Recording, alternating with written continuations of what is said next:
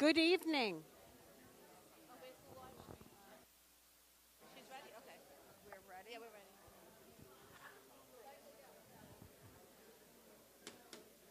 Good evening. I don't know if this is working well.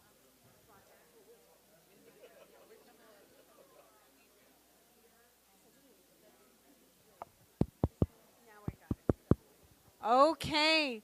Good evening. Good evening, one and all. Thank you so much. If I could have your attention, we want to welcome you all to our Community Board 10 General Meeting. Today is May 15th, and it is 7 p.m. It is time for us to begin.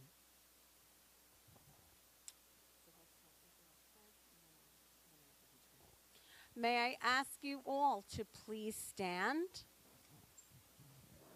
The flag is right here behind me. Let us salute and pledge. I pledge allegiance to the flag of the United States of America and to the republic for which it stands, one nation, under God, indivisible, with liberty and justice for all. You may be seated. Our first item on the list here is an adoption of the agenda. I see for. Thank you. Thank you. All in favor? Wonderful. Next, we have an adoption of the minutes. Do we have, there we go. Tracy, all in favor? Thank you. And as we are getting started with our voting and with our board members this evening, I wanted to take a moment to welcome our newly appointed Community Board 10 members. When I call your name, may I ask you to please stand? Let us welcome Christopher Cesarani. Good morning. Good morning. I'm sorry, I'm in school mode. I'm sorry. Elizabeth Edmonds, welcome. Pierre Lehu, welcome, Pierre. Marie Merville Shazada, welcome. And Danielle Mowery, welcome. We appreciate having you all here. Thank you and welcome to our board. Now we will begin our public session. As a reminder for our speakers, we have a 2-minute warning, and we have quite a few members who have signed up to speak this evening.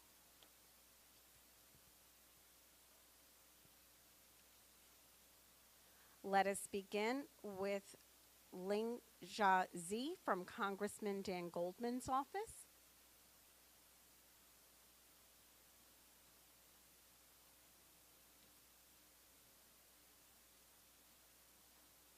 Thank you so much. Good evening, everyone, and congratulations to all the new board members. This is a wonderful community, and and thank you for serving the community. It's going to be a wonderful ride ahead of time with all the wonderful people around you. My name is Ling Jia Zi. I'm here on behalf of Congressmember Dan Goldman, who couldn't be here because he's in Washington, D.C. He wants to start, we very quick short announcement. With heavy summer, peak travel season coming up, we're working, our office is working a lot of passport applications. If you or anyone who needs assistance with passport, please just contact our office, and then please do send it to us with hopefully 1 or 2 weeks before your travel date. Don't come to us today with your travel tomorrow. And another announcement, Congressmember Dan Goldman, he co-sponsored a bipartisan legislation in Congress that aims to tackle the regulation of electric batteries, because there are a lot of fires these days being caused by electric battery, and that many of them have quality issues because they are imported and there's not a standard regulation applying to like regulating the quality of these batteries, and it's an issue that's not easy to regulate locally. So he's working with a New York delegation and other bipartisan congressional members to look into establishing some federal oversight over the batteries, so to prevent future fire. Thank you. Thank you so much. Thank you so much. Next, we have from Councilmember Justin Brannan's office. Please welcome Gabrielle Woods.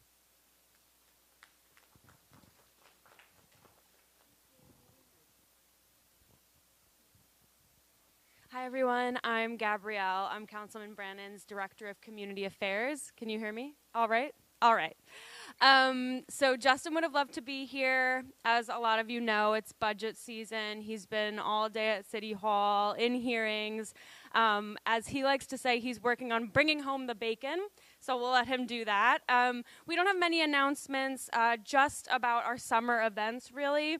Summer's almost here. We have a lot of fun, free, family-friendly events. One is our silent disco at the 69th Street Pier. We had our first one last weekend. The next one is this coming Friday, May 19th at 6 p.m. We have our green markets that have started in the Walgreens parking lot. That's very exciting. That's every Saturday starting at 8 a.m. We have our movies under the stars, so those are in various public parks around the district. The next one coming up is this coming Sunday, May 21st, and that's Top Gun Maverick. That's going to be at Cannonball Park, so right over here. And I think that's it for now. So yeah, as per usual, any questions or concerns, feel free to reach out to us. Come talk to me. Our number is 718-748-5200. You can also email us at askjb@council.nyc.gov. Thank you. Thank you so much. Thank you. And now we see from our Brooklyn Borough President's office, please welcome Jessica Callow.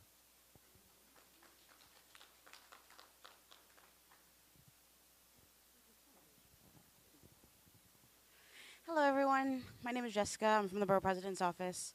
I just want to welcome all the new board members if they're here today. Hello, welcome. Thank you for joining. Welcome back to everyone who got reappointed. I don't have many updates, but we do have our AAPI Heritage Month celebration this month, so please come join us for that. The dates and information are available on our website. I want to bring everyone's attention to I have little survey cards here. I'm still trying to figure out where to put them, but come see me if you want one. It's on our Brooklyn Comprehensive Plan. I know that we recently gave a presentation to the Joint Committee earlier this month, but I have, for everybody else who wasn't able to attend or put their say in, I have those survey cards for you to review and give your input. So come see me if you want one. Thank you. Thank you so much. Next, we have from DA Eric Gonzalez's office. Please welcome Nancy Lulu.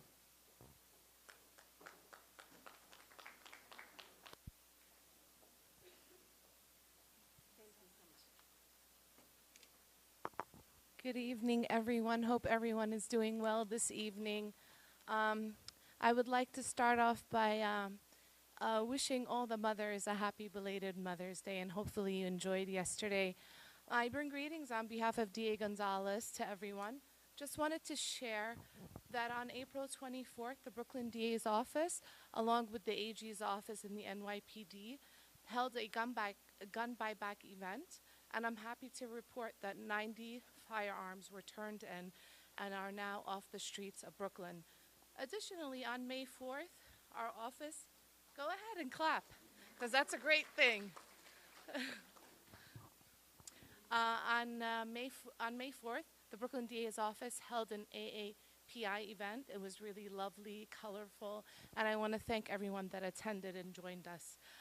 Also, I want to urge everyone to visit the Brooklyn DA's website at brooklynda.org to check on our recent press releases and to check on all the great work that we've been doing. And please visit our social media outlets to check on upcoming events that are occurring. And as always, if there's anything you would like to address with our office, you could reach out to our Action Center at 718-250-2340. And thank you to Community Board 10 for having us this evening. Thank you. Thank you. And next, oops, excuse me, there was somebody had a question. Excuse me, Barbara had a question for her. There was a question, sorry. Yes, yes. So for those of you who did not hear, AAPI refers to Asian American and Pacific Islander, and actually I was going to mention that later in my report as well. Okay. We will continue. Is that better? Okay. Yeah, we've been changing microphones. We'll try it again. Testing, testing. All right, we'll try this one. Next, we have from Council Member Alexa Avalas's office. Please welcome Rob Aguilar. Okay, I'm giving you the good mic. Yes, thank you. Good to see you.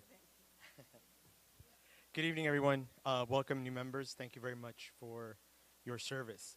My name is Rob Aguilar, and I am the District Director from the Office of Council Member Alexa Aviles.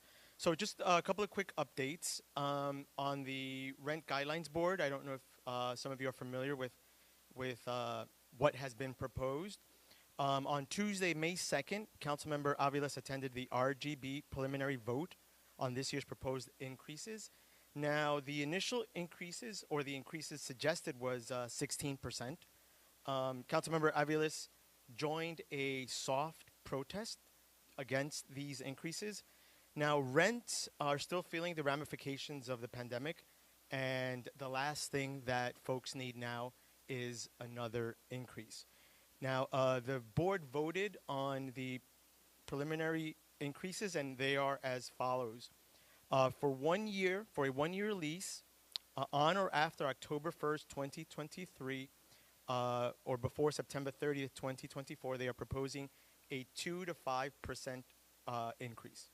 Now, for a 2-year lease, on or before October 1st of 2023, or before September 30th, 2024, for a 2-year lease, they are proposing a 4 to 7% increase. Now, the council members' stance on this has been firmly that, again, we don't need more increases, and in fact, if it was possible, there should be a rent rollback. Now, another quick topic, and most of you are very familiar with this because it has come up here in some of these meetings. It's 6200 8th Avenue. Now, as you all know, this proposed project is completely and totally out of context for the neighborhood, for the area.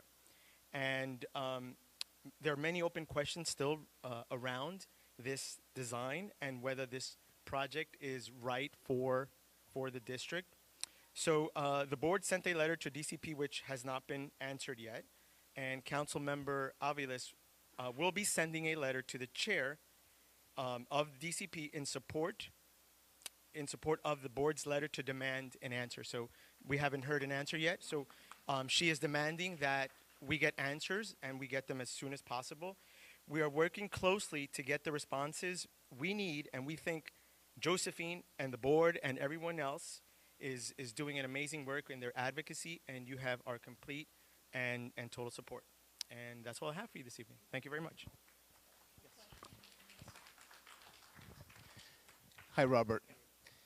I'm in full support of the councilman recommending no increases in rent. And you said that she was involved in a protest. Has she ever been involved in a protest in telling the city to stop increasing real estate taxes or water charges? Water is more expensive than gasoline right now. Con Ed and Keyspan and National Grid always get increases. Where is the councilman when all these other people are getting increases, but not the landlords? It's not fair. Thank you, Sandy. And Sandy and I go way back since I was a child. One of my first jobs ever, I worked for Sandy when I was 17, 18. So we go way back. That is an excellent question. That is an excellent question. And so the council members stands behind homeowners. I'm a homeowner myself. Okay, my water bill is gigantic, right? So those are things also that we need to hear. We need to hear these concerns so that we bring them back as well, right? So none of this works if we're all not on the same page. So It's always the bad landlords. The greedy landlords. It's not greedy landlords. We have to meet our expenses, and the councilman has to understand that. yeah, So yeah. bring that back. We will bring that back. We hear you, and he's right. Not all landlords are like that, right? So that's why we need to work together, come up with a solution, and get things moving. Yes, ma'am. That's correct. Yeah. Yeah. Okay. 6 units or more. Correct. Thank you, and thank you so much. So I get the feeling that you two will continue your conversation at another time. I got that feeling. Thank you. Next, from Assembly Member Alec Brooke Krasny's office, Richie Barsamian is here. Richie, you're just saying good evening to us all?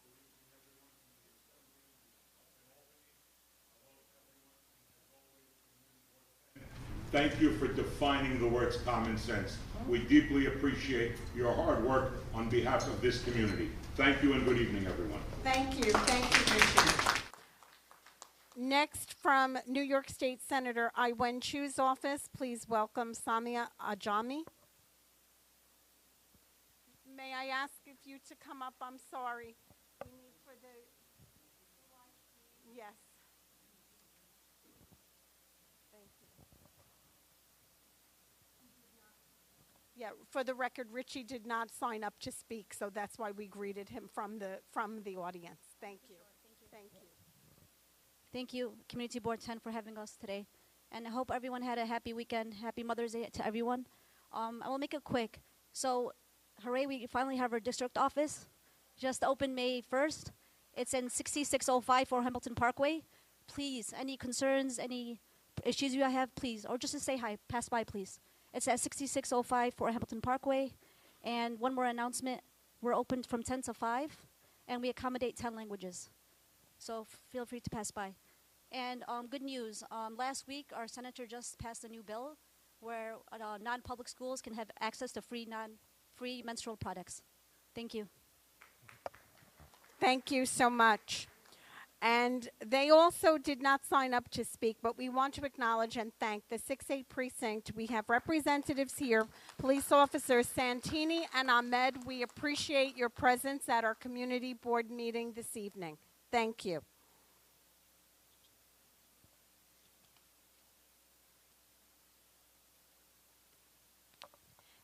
Okay.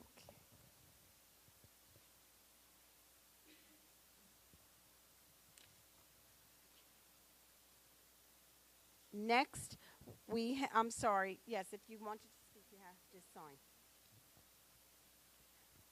Thank you so much for bearing with me with these pages. I apologize. Next, we have Marvin Rieskin is here. Thank you, Marvin. Welcome. You didn't want to speak. I got your green sheet. Good evening. Good evening, Marvin. Thank you. Next, we have Victoria Hoffmo to speak with us about the proposed high school. Please welcome Victoria.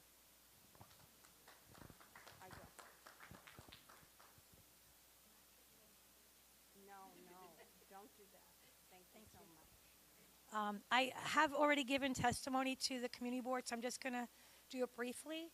And basically, I really looked at Ovington Avenue, which I know well. I'm born in Bay Ridge Hospital, and I live around the corner, and I go to church there. I worked at the school. I worked at the senior center. So it's a very, very narrow block. So what I started to do is there are so many schools being built in that area. I did an analysis of the schools between 67th to approximately Ovington from 6th to 3rd.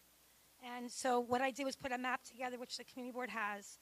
PS 170 has 912 students. ISPS 3968. Lutheran Elementary 142. So that's just, those two are on the same block almost. Telecommunications 1,273. The new school on 3rd Avenue 330. Then you also have Bay Ridge Prep around the corner, approximately 100 students in the upper grades. And then you have 102, 71st, and 3rd, 1,298 students. So on the block alone, there will be 2 schools in the same block. That would be 3. It was part of Ovington Village. It's a very narrow street. The traffic is already insane. If you think that students are not driven to school in grammar school, that's not true. I run an after-school program. I pick up from 102. There's double park cars up and down all the time. So I just think it's a very bad site for that. The other consideration I was just thinking is District 20 is a very large area. 50% of our high schools are here. We're about 20% of geographic area. So it would be nice to look outside as well to bigger areas and see where else things can be built. But every single possibility for a school was all on the Bay Ridge side of the area. So just something to consider. And lastly, I really think it's important that we look at our resources wisely. And I think it would make more sense to adaptively reuse that building and put senior housing back. When I mentioned it to Josephine a few months ago, she said there was a proposal from the Bay Ridge Center with Fifth Avenue Committee, who just built on 63rd and 4th. And I just think it would be a better use for this space. I think we have to really carefully weigh the decisions of the concerns of the residents, the seniors, and the children, and try to make things as smooth as possible, and think about the balance of how things work. I've been to the Shore Hill Housing, I guess they're community meetings as well. People don't want to have another building built there. We were promised that wouldn't happen. It seems like they have dealt with a lot of traffic for a long time. It seems to me that this would make more sense for senior housing instead of ground-up construction. So that's my thoughts. Thank you. Thank you so much. And next we have Antoinette Donnelly, who is also speaking about the high school. Is Antoinette here?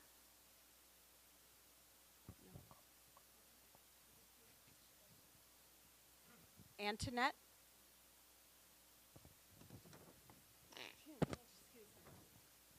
All right, we will move on. Next, we have one of our own board members. Please welcome June Johnson.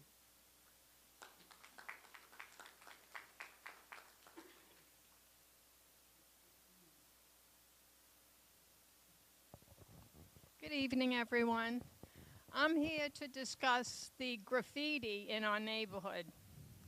I think all of us should take a really good look at our neighborhood and see how we're going down the drain. With every place we look, there's graffiti. We have to take a very, very positive approach. We have to work on it. We don't really have a committee that just works on graffiti. I live on 76th Street, right above 5th, and a couple of weeks ago I came out in the morning and there was graffiti on one of the poles on my corner, red. So that day I went to the hardware store, bought a can of red paint, and I went out early in the morning so I wouldn't be the one who was tagged with going over it, and I sprayed it. And of course, the owner of the bar came out and said, "Do you know that's illegal?" So I said, I know. I said, but you know what, I don't care. I said, because I'm not going to live on a block with, I said, you go from block to block, it's disgusting. And I said, you know, Dominic, you didn't come out when they were graffitiing. You just came out to tell me that it was illegal. But I have to say, nobody went over it and re-graffitied it. So I'd like us to take a positive attitude in the neighborhood. From block to block, it's absolutely disgusting, disgusting. We have to take control, and we can't allow this to happen. Thank you.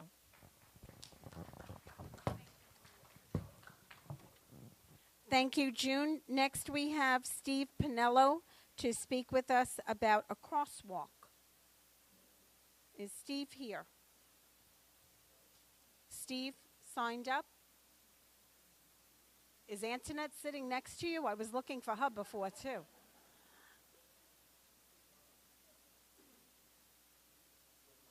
Yeah. Thank you so much. My pleasure. Good evening, everyone, and thank you to the board and attendees. Happy Mother's Day to everyone. If you have a mother, cherish her, because when they're gone, you're going to really miss them. The reason that I'm here is I'm a member of this recreational center. My office is down the block, and my daughter Simone calls me Mr. Safety. So the purpose of me being here is I've noticed that the membership consists of teenagers, adults, special needs children come here also, and seniors. It's not just the senior citizen center. It's open. The Parks Department has opened this up to everyone. My concern is that sometimes, even at my age, 68, it's very concerning to try to cross the street. It's like a little bit of a racetrack. I'm not saying all the time, but I've noticed that someone was helping a senior citizen across the street, and the car did not yield. As you know, if a pedestrian has intentions of crossing or has any part of their body in the street, we're supposed to stop for them. Obviously, this law has not reached the public. I think the previous administration did a great job with visibility zero, where you're supposed to make turns at no more than 5 miles an hour. So with this, I'm hoping that maybe they could do something with a crosswalk. It could be something as simple as painting a couple of white lines, maybe a sign, please slow down. Could be a red light or a stop sign. So, this is the reason why I came tonight. I'm not speaking for the recreation center. I'm not a spokesman or representative for them. I'm just a member, and I work in the neighborhood, and I thought it might be a good idea. Thank you.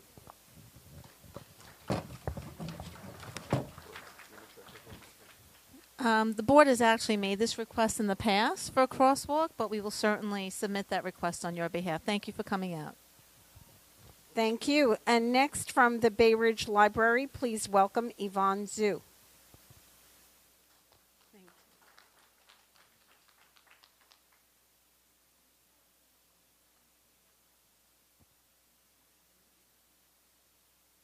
Good evening, everyone. My name is Yvonne Zhao. I'm the branch manager of Bay Ridge Library. Here in Bay Ridge, we're very lucky. We have two libraries, Fort Hamilton Library and the Bay Ridge. A lot of time people are confused with, Bay Ridge, library with the Fort Hamilton branch. But we are located on 73rd Street and the Ridge Boulevard. And I'm here to share some news. Okay. Okay, good. Sorry. Share the news about the library. We are going to close the library for a couple of weeks, starting from this Friday. And during the closure, we're going to still provide services online, like you guys can download the books, e-books, audio books, and also access our librarian services. And our staff will be all reassigned in the community, most of us, for Hamilton branch, McKinley branch, New Utrecht, and Dyker.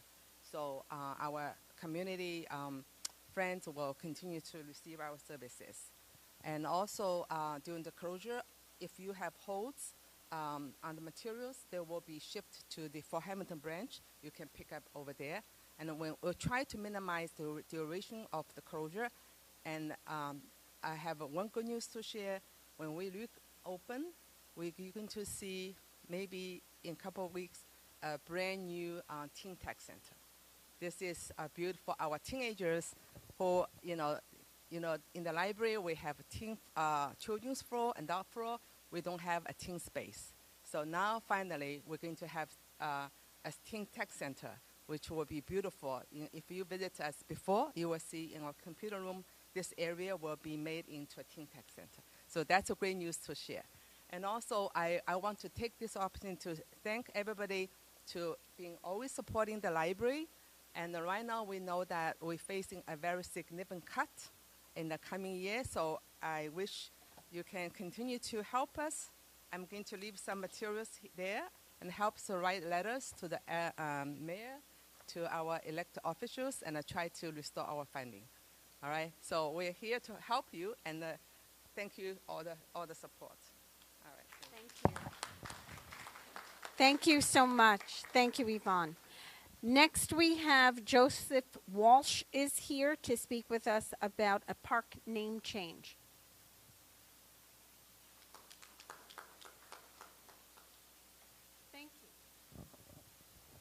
So my name is Joseph Walsh, and I represent a group of about 700 people that play pickleball at 66th Street and 8th Avenue in Brooklyn, right across the street from the old Dust Bowl. And the name of the park is Leif Erikson Park, and it's a huge park. It starts at 4th Avenue, it goes to 5th Avenue, 6th Avenue, 7th Avenue, 8th Avenue, 9th Avenue, Fort Hamilton Parkway. In the middle of all of this is the Gowanus Expressway. And the area we play is very small. It's not so much bigger than this room, maybe twice the size, but not more than that. And it was a junior tennis area, and it wasn't being used for junior tennis, so they converted it to 4 permanent pickleball courts, which we appreciate. Now, pickleball is a big sport. People really get into it. People come visit New York, and they want to play pickleball. People from other areas in the city want to play in different parks. They can't find our park because the whole park is named Leif Erikson Park. They end up on 4th Avenue, and we only know about the people that eventually found us. We don't know about all the people that never got to us because we never met them. And it's a big problem. And there was a man named Peter Lovett. He was the manager here. He did a lot to get it started. He was deeply loved. He belonged to a lot of organizations. And he helped us a lot to get that. When COVID hit, we were playing pickleball here indoors. And he wanted to keep everybody moving, especially the seniors. He's seen how much progress. I mean, I saw it too, but not as much as him. I mean, people actually with walkers would park their walkers, come over here and play pickleball and play well. And when they improved, like, constantly. And he didn't want to lose that. So he made sure every morning he was getting up early. We didn't have the permanent nets yet. He was setting up the temporary nets. And he put a big effort into getting it going. And so we'd like that small area to be known as Peter Lovett Pickleball Park. That way when you hit Google and you do everything else, you can get to where we are and not drive back and forth and get frustrated. So that's it. Thank you. Thank you so much. And in case you had not heard, our district manager was responding by saying that we would work on that. Thank you for that suggestion. And next we have board member Habib Judah.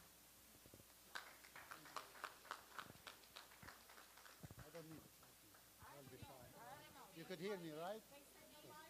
Yeah. Okay. Good evening, everyone. It's great to see everybody here. We have not been getting together for a long time.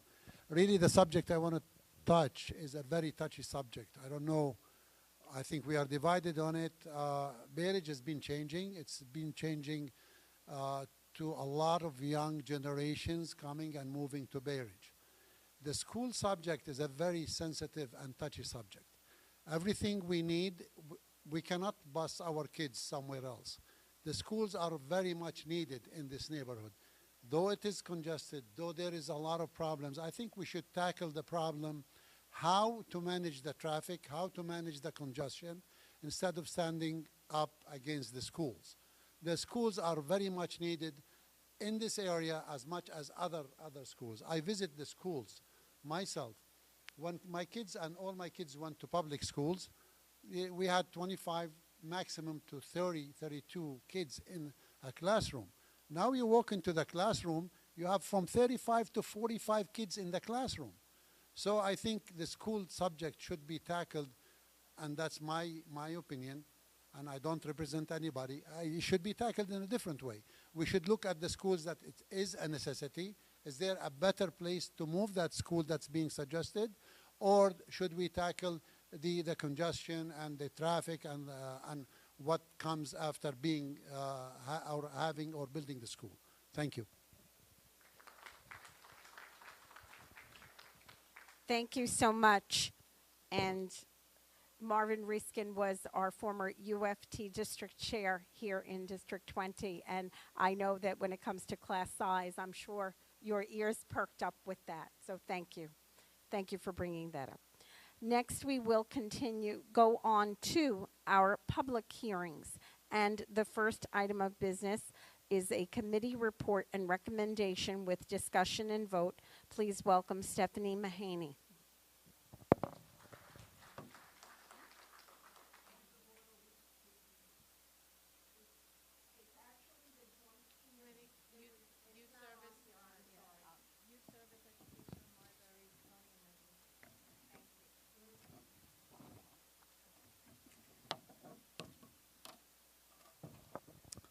right, can everyone hear me?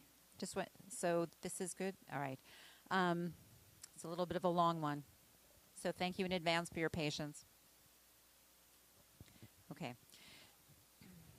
The Youth Services, Education, and Libraries Committee and the Zoning and Land Use Committee met on May 4th, 2023 for a public hearing at ISPS 30 on 4th Avenue and Ovington Avenue.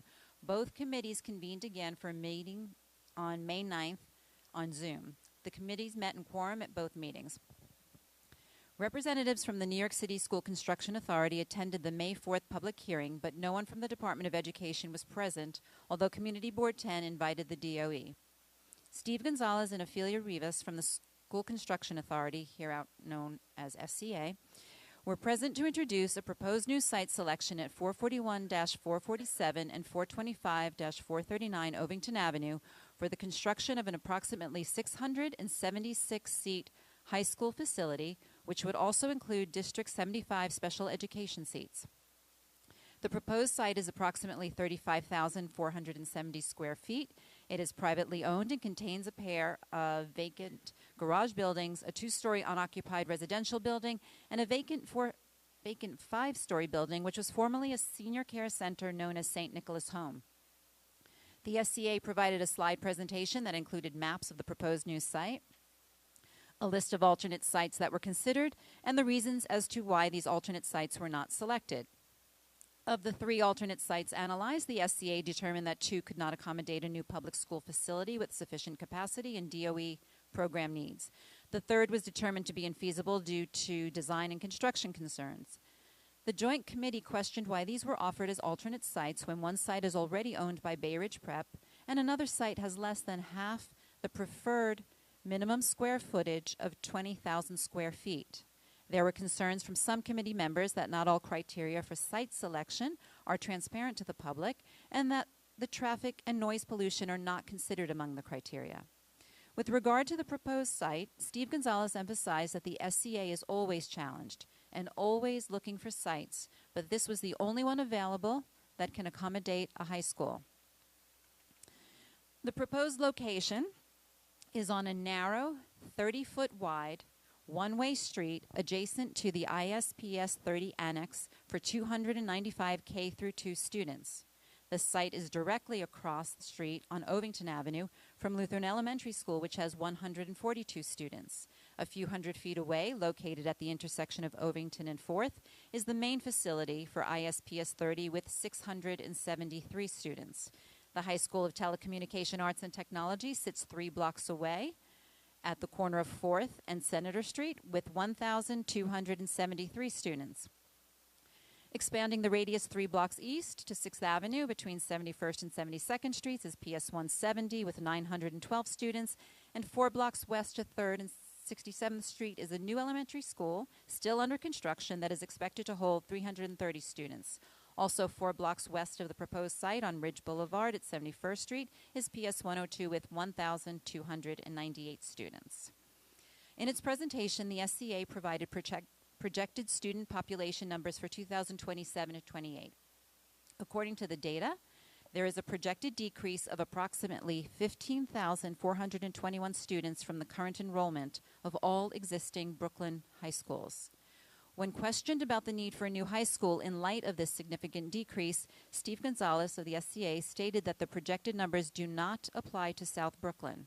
However, he could not give us any data for South Brooklyn, nor for District 20 specifically, regarding seat need, overcrowding, or student population in 2027 to 28.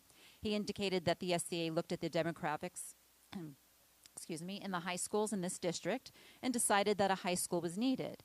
This is a reversal of the SCA's position in November of 2022 when the Education Committee was told unequivocally that the SCA did not see a seat need for high schools in Brooklyn because New York City students are not restricted to their districts and are able to apply to any high school in the city. In fact, a few months ago, this same site was proposed for a K-5 school. The Joint Committee asked why the SCA changed course. The response from Steve Gonzalez at the public hearing and from the Department of Education representatives at a May 9th meeting was that the school project is the result of input and requests from parents, the Community Education Council, or the CEC, the Citywide Council on High Schools, and the council member that represents the area. The proposed school is intended to reduce overcrowding in District 20, specifically at Fort Hamilton High School and the High School for Telecommunication Arts and Technology, where the utilization rates are at 155% and 96% respectively. Stephen Stowe, president of the Community Education Council for District 20, was present and clarified the position of the CEC. He acknowledged there is a definite seat need in District 20, especially for District 75 seats, which for many families are only available in Manhattan. The overall District 20 need will be exacerbated by the new class size law, which requires high school class size to decrease to 25 seats. However, he emphasized that the proposed site is not the best place for a high school, that Bay Ridge is heavily saturated with schools, that there is a greater need in other areas of District 20, specifically along 8th Avenue, and that the CEC has tried to collaborate with the SCA to find more appropriate sites. The SCA said that it had met with the CEC to explain why those sites were not feasible. Similar comments were repeatedly made by the Joint Committee and by the public. They recognize that there is overcrowding in District 20 and that the high schools are at or significantly over capacity, but that this site is not an appropriate location for a new high school. Bay Ridge, particularly in the area of the proposed site, is oversaturated with schools.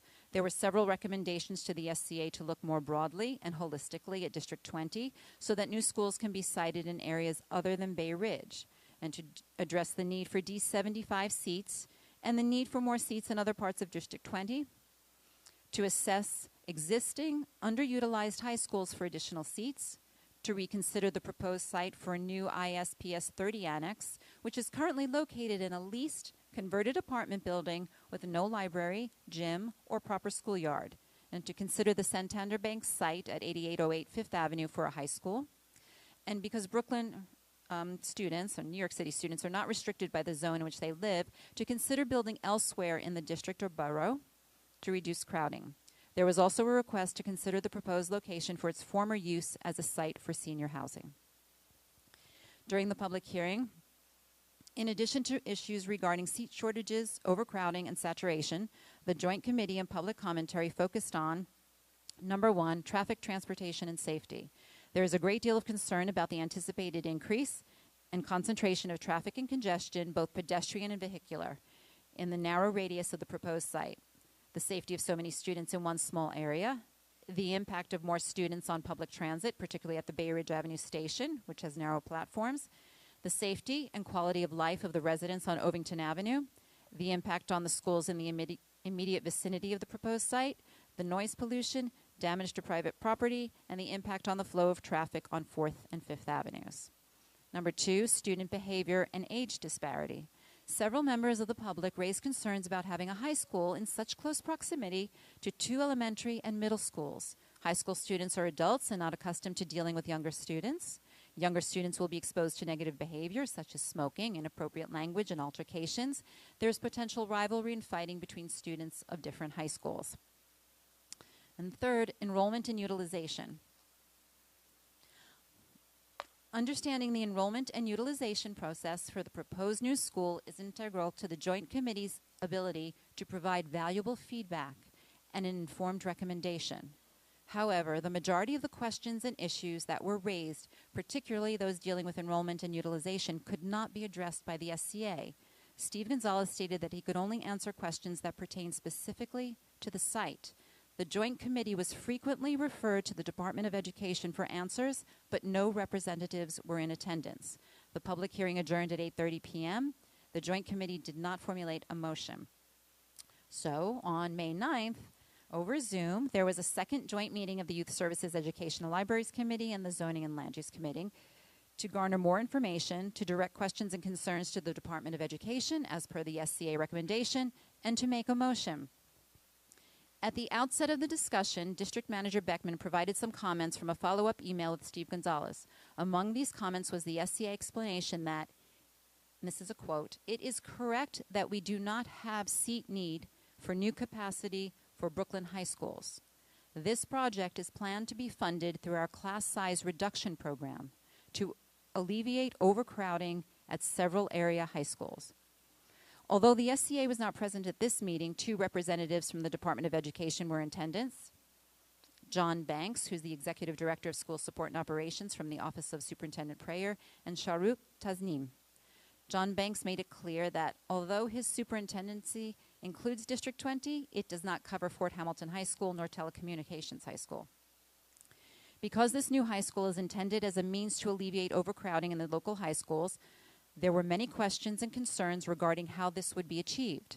Understanding that high schools in New York City are open to students from all over the city, the Joint Committee expressed concerns at the possibility of having a greater number of students commuting into Bay Ridge to fill the new seats when the local high schools cannot adequately serve the students it already has. Okay, for some context, Fort Hamilton High School has an enrollment of 4,580 students, and this is data found online and from 2021.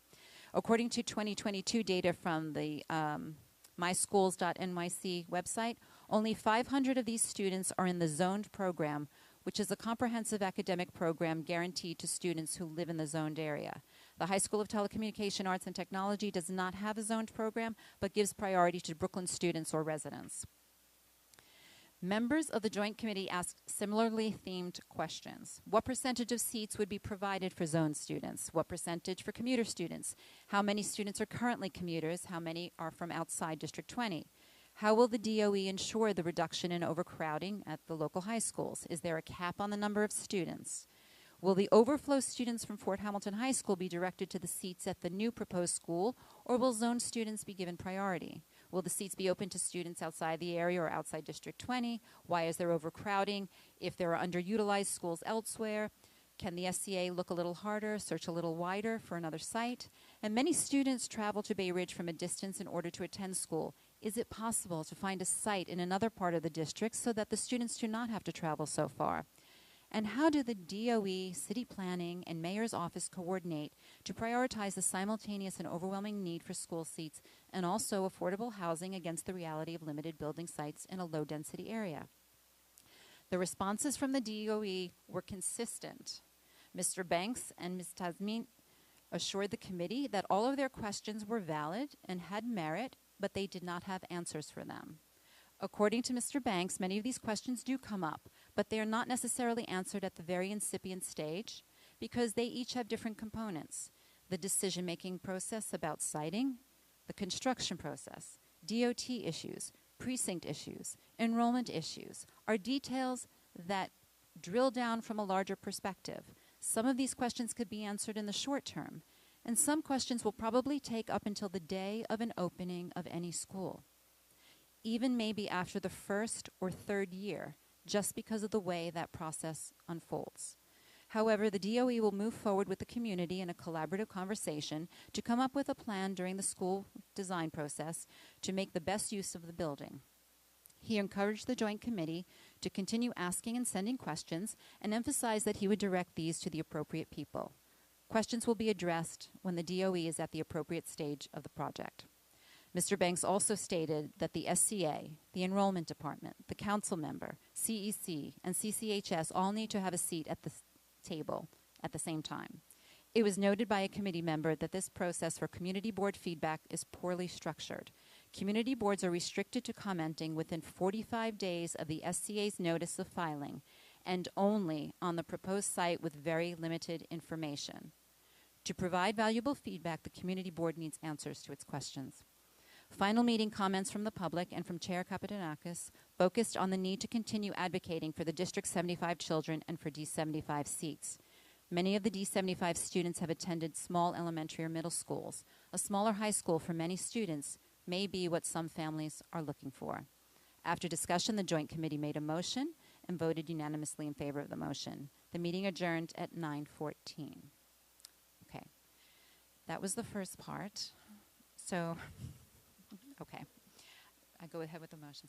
All right. As I said, okay, after those two meetings, we had a bit of a discussion, and I am going to read the motion on which the committees voted. Okay. Here we go. All right.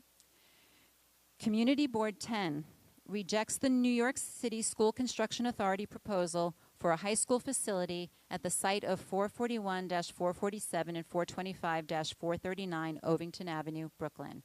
While recognizing that there is a need for District 20 and District 75 seats, Community Board 10 does not believe that the proposed site is appropriate for a new high school facility based on the following significant impacts and concerns. 1. Saturation of schools in the immediate area surrounding the proposed site. There is a kindergarten to second grade annex with nearly 300 students immediately adjacent to the site, and a private school nursery to 8th grade school with over 142 students directly across the street. I already gave you the numbers at each school. So the proposed facilities addition of 676 students in conjunction with the opening of the school at 6740 3rd Avenue will result in approximately 5,600 students converging on this small area of Bay Ridge, all utilizing the same local streets. Number 2, the proposed site is located on a densely populated, narrow, 30-foot wide, one-way residential street and provides only one street frontage for a high school facility. The proposed facility will be limited because it will only have one street frontage. This will potentially hamper entry, dismissal, routine safety drills, and emergency responses or evacuations. The addition of 676 students The addition of a 676-student high school complex on a one-way residential block with 2 existing schools on a narrow 30-foot wide street will impede emergency vehicles and exacerbate traffic and overcrowding on Ovington Avenue, as well as on the adjacent streets, sidewalks, and on mass transit, specifically at the Bay Ridge Avenue subway station. 3. The proposed site will add significant impacts on police, student safety, traffic, and transit. The 2 remarkably dedicated NYPD crossing guards assigned to the Ovington Avenue and 4th Avenue intersection are already challenged by dangerous traffic conditions, excessive congestion, and aggressive drivers in their efforts to keep hundreds of school children, their families and caregivers, and pedestrians safe.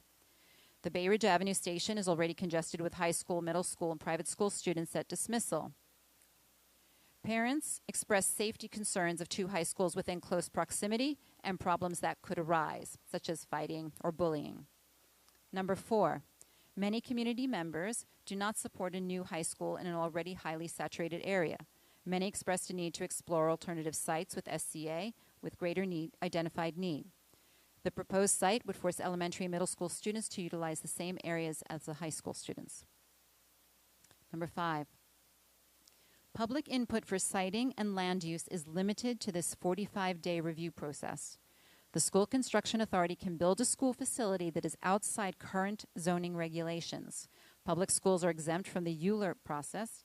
Therefore, environmental reviews, height, bulk, and density changes require only mayoral approval via City Planning Commission and does not require a public review process. Therefore, this is our only opportunity to provide advisory recommendations regarding this site. 6, the proposed site will not address the overcrowding that has been identified in District 20, specifically at Fort Hamilton High School, because high school seats are open to applicants from all over New York City. Neither the SCA nor the DOE could provide information as to where students would come from within District 20 or from within CB10, or whether or not the school would be a specialized high school, an annex, or restricted to zone students, or a charter school as questioned at the Citywide Council of High School meeting. The SCA proposed this high school as a class size reduction project to alleviate overcrowding at nearby high schools, but it is not able to quantify the number of students that would come from Fort Hamilton High School and telecommunications. The proposed high school facility in Bay Ridge does not address the seat need that exists in the broader District 20 area. Okay. That is the motion that is on the table. We met in quorum, so, okay. I guess discussion? Is that the next? Okay.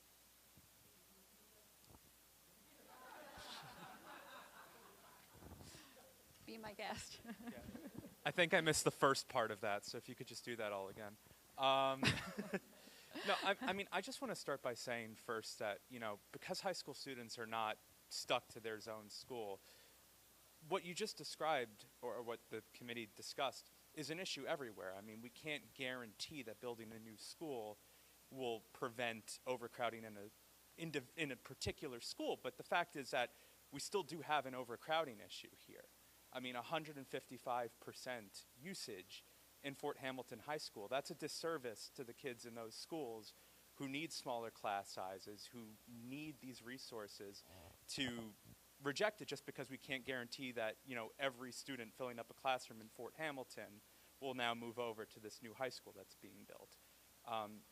You know, I can't remember where exactly I saw it, but I believe it's been about 80 years since we built a new high school in Bay Ridge. I mean, the fact is that the community has changed a lot in 80 years. And I do understand the concerns about saturation, but this part of Bay Ridge is the fastest growing part of the neighborhood with new families coming in every year. I think it makes sense as a place to build it. And I think, you know, we need to be clear that we do need a new high school in Bay Ridge.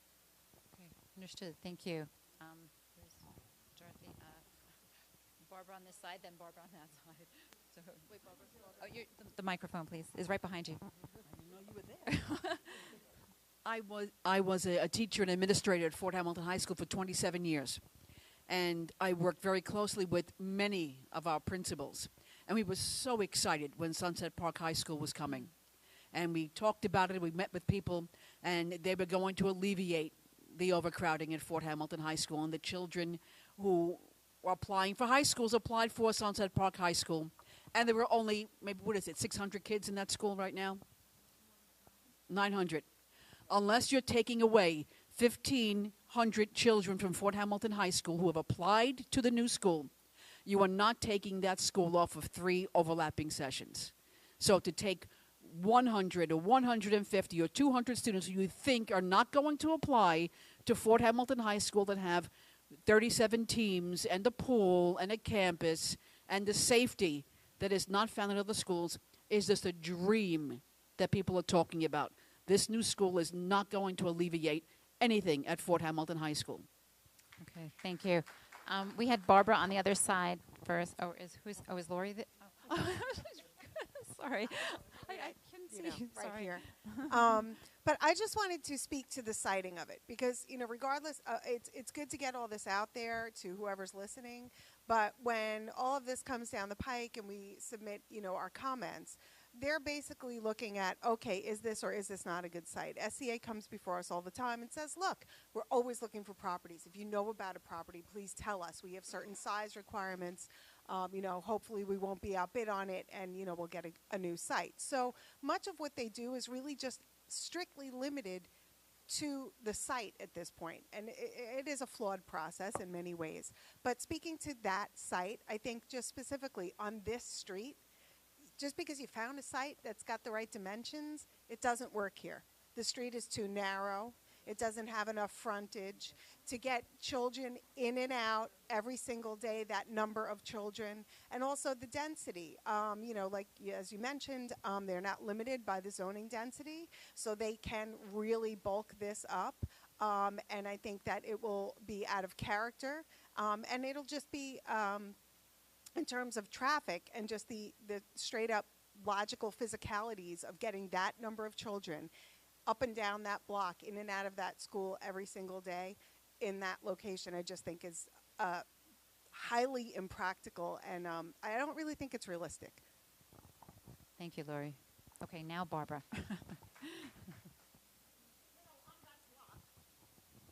Two grades of an elementary school go to school in an apartment house. Now, why would we build a new school when other youngsters are going to school in an apartment house? Would you want your child to go to school in an apartment house when there's space on the same block? This is contradictory. Thank you, Barbara. Terry? She's back. So I want to address some of what Dan said. I originally was leaning toward, leaning in favor of this. And I was so struck by the DOE's inability to answer what to me were pretty basic questions, particularly when they came to a second meeting. So they knew we had the first meeting. They knew we had discussed a lot of this, and they couldn't answer it. And one of the major questions they couldn't answer is why they allow Fort Hamilton High School to be so overcrowded. They don't have an answer to that. And that's like fundamental. And to me, I can't imagine a business model that doesn't look at all of these things, that doesn't look at the need, that doesn't look at the space, that doesn't look at the consumer, that doesn't look at any of that. And they don't do that. They start with the site, they build the site, then they talk about who can go there, then they talk about what kind of programs they can have. It makes no sense. Particularly, we know that a high school's needs are so much more varied than an elementary school. You need computer labs, you need gym, you need music, you need all that. Do they actually have the space? And also, I wasn't that concerned about a single frontage until I realized that meant one door. That's almost 700 kids using a single entrance and exit. I don't know how you do that. So, I mean, there's like, we wrote something, and thank you very much, that's like kind of very technical and very specific, but this is sort of like the broader picture. They don't plan correctly. I mean, it just I mean, they're spending millions and millions of dollars, and they're kind of winging it. And I just found that really upsetting, and therefore I felt like I couldn't vote in favor of the site because it could be kind of a bait and switch. We could think we're getting one thing or we're getting something else, and it seems like it could contribute to a lot of pretty serious problems. So, Thank you, Terry.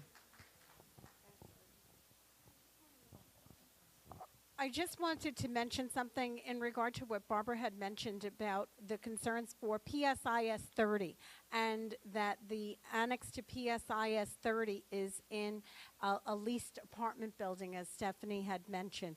One of the areas that they turned down for the high school was pretty much next to the current PSIS 30. That is 362 Ovington Avenue.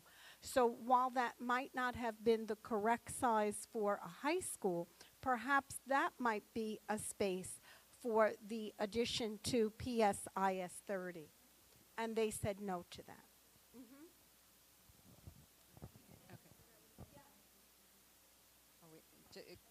For committee questions first. No, I know. I had a question. I had a hand in the back, but yes, please. I was just telling the broader order. And then... Hi, I'm new to this process, so I might be asking questions that have already been answered. But first of all, I'm curious as to who actually owns the property now. Does the city already own it? Did they go ahead? Okay. They don't. And then secondly, did they ever just consider it as whether or not it's the right space for a high school or not? Did they ever just consider it being like the initial grades for the high school? Like, couldn't it just be the first 2 grades of telecommunications, like an expansion instead of an annex? That was asked. They couldn't do that either. Okay, those were just my questions. Thank you. Thank you. And we had. Okay, Ruth. Then to the public. I understand that there's a big space available at 6200 8th Avenue. 6200 8th Avenue. There's talk about a 27-floor residential building. Why not consider that? Or other places over the train stations.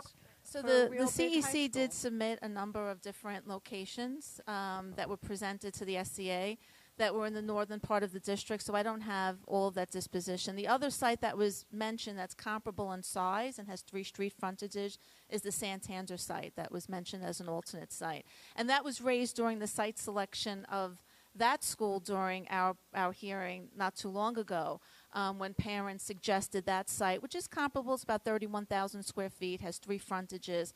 And at that time was when the SCA responded back and said that a high school, there's no need for a high school at this time.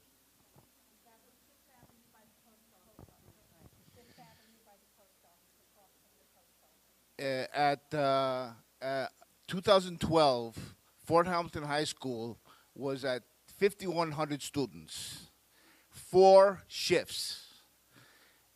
Now we hear that the students are 4,500. So all these years, nothing has been done Okay.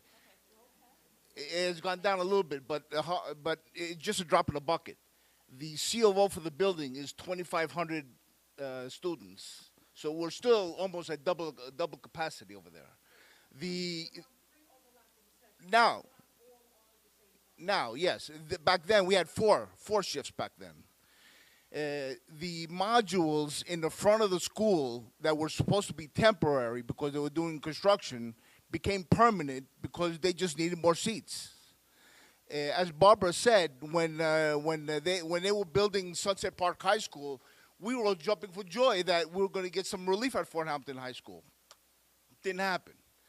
Telecommunication is a specialized high school. They don't accept, I don't know if they do it now, but back then they didn't accept zone students. It's a specialized school. But why? I think the DOE has to go back and take a look at why kids are being bused from as far as the Bronx to come here to Brooklyn to go to school. If there's a need for children from the Bronx to go to high school, let them go to other boroughs and see what schools need to be built there and stop busing these kids. By the time they get here, they're tired. I just want to share with you what we also spoke a lot about high school admissions and the high school admissions process. And at this time in DOE, and this is a Department of Education policy, you have choice. You have choice to apply to any of the schools. You have to be a New York City resident and an 8th grader. And that is the criteria to apply to any school. It was to open up student choice. This enrollment and admission policy changed, I believe it was 2021 in the documentation that we had reviewed. So it has been this way now for a few years. So that's why when we talk about it alleviating a zoned area, it's not necessarily so because of the admissions policy. Now that is something far beyond Community Board 10's purview to change, but just to add to that understanding. Thank you. We're still in, I'd seen Julie's hand up, but Julie. What was very disturbing to me, and you know I was at that meeting at the school, was when we questioned Mr. Gonzalez, right? Yes. And we asked him, after Doris Cruz brought up the fact that, how could you say that you were considering the site on Shore Road when the Bay Ridge Prep people had already purchased it? So now we're dealing with somebody, which, in my mind, an organization that isn't even telling us the truth, because how would you even be considering that site? And then we never got an answer, as far as I know, other than they said there wasn't enough square footage for the site on 5th Avenue and 88th Street. 31,000, they need 35,000. Now, that's an R7 zone there. They could build up high. So I don't know what the square footage would total. That has to be an option, and that's actually a really good location for a high school because it's a main thoroughfare and all that, and you could have the frontage there, and you have a nice sized lot. So for a high school, I think it's fine. I totally disagreed with it being on Ovington. I think it's against. It just makes absolutely no sense. And I also don't see why they can't consider then taking that site and making it for an elementary or junior high. Thank you, Julie. Was it Habib? And then.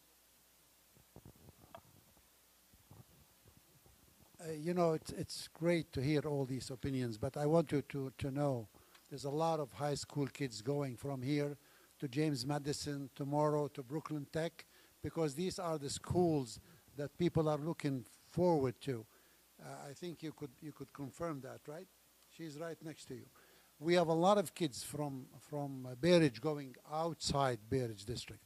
I am not saying to agree or disagree on the location, but I want you to know that we need a high school, not one, not two, not three. 86th Street High School has one entrance and one exit. We are building it. We agreed to it.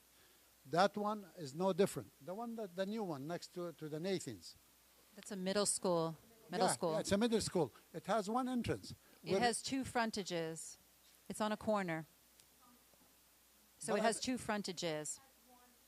Yeah, one frontage.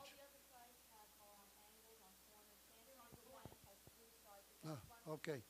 So I am not saying we have to approve that or not, but I'm saying that really we have to tackle the problem. The issue is we need the schools. Whether the SCA will look somewhere else, but we need the schools. Fort Hamilton is being congested, as you said, from the beginning because it used to be a very good high school. Now you look, it still is a very good high school. That's why people come to it. You go to Dewey, 2 years, 3 years, unless you know somebody, your kid cannot go to Dewey or James Madison or Brooklyn Tech. So what we need is a good high school or two good high schools so our kids stay in Bay Ridge and they go to school in Bay Ridge. Thank you. We had a question. Okay, Dean. Just to follow up on that, the committee did recommend to the school construction authority that they look at the Santander Bank site for a high school. So we recognize we need that, and we recommended they look at another site, and so far they've refused to do that. Thank you. We're back to, is that Lori?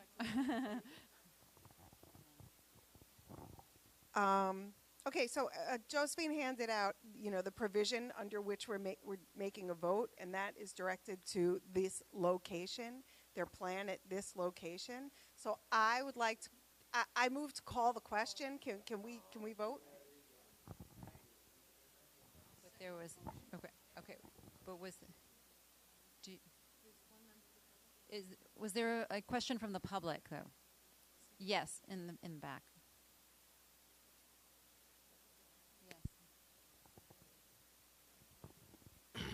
Hello? Okay. I live on Ovington, and I park behind one of the big farmhouses on the block. And everyone on the block has a parking spot, except for that apartment building in the middle and the one in the corner across the street from IS-30. So I agree with some people here that there could be a high school there if we did something about the narrowness of the block and those 2 hours when you can't drive down Ovington. So, there might be a solution with parking regulations, and maybe I appreciate all the questions you brought up to the Department of Education. I think they were good questions. So if you maybe can ask about maybe you can't park on the block for 2-3 hours in the middle of the day. As a person who lives there, I have a parking spot. Everyone on the block has a parking spot. So you wouldn't really be troubling the people who live on the block after the parking meters. You wouldn't be bothering. You would be sad but one building, out of all the other residents on the block. So for 2-3 hours to limit that parking might be a good solution that gives you a high school and challenges the congestion issue. Okay. Thank you. I think Dan had his hand up before, so if he just last. Yeah, I agree with a lot of people who are concerned about the site, and I think that if you don't want to vote for it because you don't think the site's exactly what it needs, we haven't had a high school in 80 years, and that's for a reason, right? It's so hard to find anything at all. And it's a question of, are we willing to risk, nope, this isn't good, let's wait another, how long are you willing to bet before we get another possibility, another shot at this, right? I'm personally, the site isn't great, right? I don't think any site's ever going to be great. I think it's about how much we're willing to work to make that site work.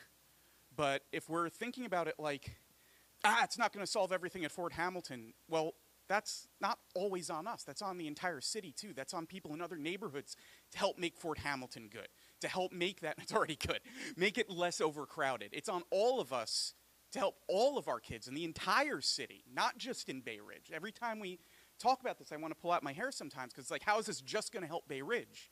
And I'm like, how's it going to help all of Brooklyn? How is it going to help all of the city? We're all in it together, right? So if you're going to not vote for it, not vote for it because of the site, I get that. But if it's because it's not going to solve another problem at Fort Hamilton, why are we just focusing on our own kids? There's so many other kids in so many other neighborhoods that need help. And if we can do anything to help, I think we should. So that's all I got to say on that. Thank you, Dan. Just one more. Marie has a question. After Marie, then we'll call. Sorry, guys. I kind of didn't want to say too much. I work at Fort Hamilton High School. It is overcrowded, but not as much as before. And I think the issue at Fort Hamilton High School is that since COVID, they don't have enough teachers, so that's why they have overcrowding. I'm at telecommunications. I'm at ISPS 30. I'm at the annex. I'm at PS 170 due to my job. I understand. I could tell you we need high schools. I know we need high schools. My son was at Fort Hamilton High School. However, it's not only the fact that we need high schools, it's an injustice to the children at ISPS 30, at the annex, at PS 170, at PS 102, that they're not only having to be overcrowded as it is already in the transportation area, that their parents are coming in with their own cars, school buses are there, they're walking home and it's filled. The streets are filled at 2:30. The streets are filled at 8:30. You're dealing with telecommunications on one train stop, and the kids from Fort Hamilton are coming. I could tell you how many times I walk home from Fort Hamilton and I see fist fights. Just with the kids in Fort Hamilton. So now mix the kids with Fort Hamilton, telecommunications, and another high school. We need high schools. I agree completely, but just probably not at that site. I know the Department of Education, just like some of you who work with the Department of Education, they could have given you those figures so easily because I have those figures at my fingertips. I could show you right now. They chose not to give you those figures. I have a problem with any agency in the city that chooses not to come with the facts to give us the right information to make a decision. What else do I want to say? I have a lot through my head, but I kind of don't want to crush everybody. From what I know, CEC did give them other proposed sites. Why didn't they just go figure it out? These are our kids. This is our community. District 20 has been, I grew up in District 20, raised in District 20. My children are now in District 20. I work in District 20. I think we have a right to say something. And yes, there are children in Fort Hamilton in telecommunications that are coming from all over the city and even New Jersey. What else do I have to say? I don't think it's a great idea at that site. That's pretty much it. Thank you, Marie. Okay, we will.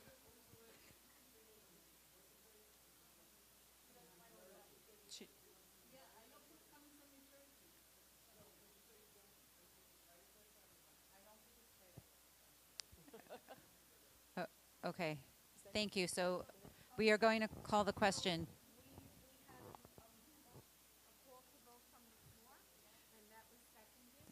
Okay. Okay, so, right, so correct. If you are voting in favor of the motion, you are voting to reject the site. So you do the opposite, if you know.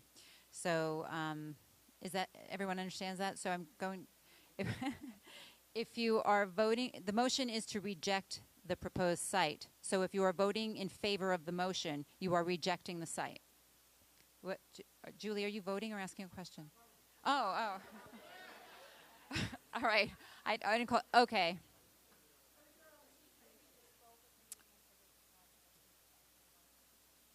Okay. We don't know a lot. Okay. All right then. All in favor?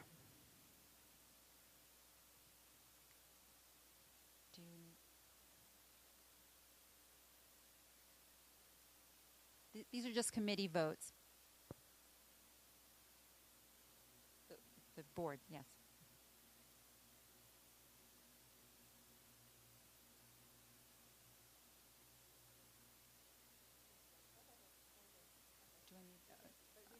Yep. All opposed?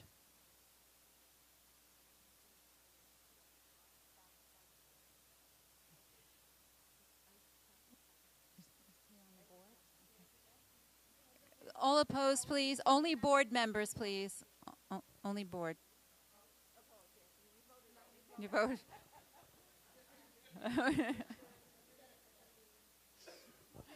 Okay. Any abstentions? We have one abstention and one. Oh, wait, do I vote? I didn't vote in favor. I'm sorry. Nobody's. Oh, abstain. Abstention. Okay. The motion passes. Thank you all very much.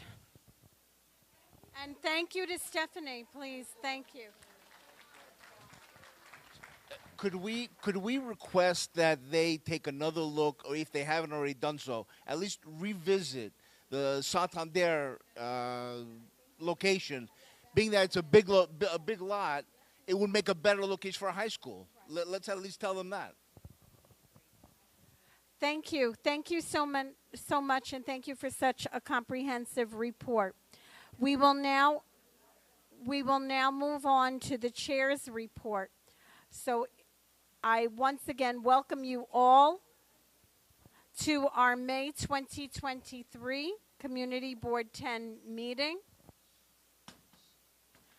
Of course, yesterday was Mother's Day, and we would like to extend a happy Mother's Day to all the mothers, godmothers, and grandmothers on our board. May is also Asian American and Pacific Islander Heritage Month, also known as AAPI. This is a time to celebrate the culture, history, and achievements of Asian Americans and Pacific Islanders in New York City and across the country. The recognition of AAPI heritage began in 1978 when President Jimmy Carter signed a resolution into law which established Asian Pacific American Heritage Week to take place in early May. The dates were chosen to commemorate the arrival of the first Japanese immigrant to the United States on May 7, 1843, and to mark the anniversary of the completion of the Transcontinental Railroad on May 10, 1869, in recognition of the Chinese immigrants who made up a majority of the laborers completing the work on the project. In 1990, a new law was passed to expand the observance to the month of May.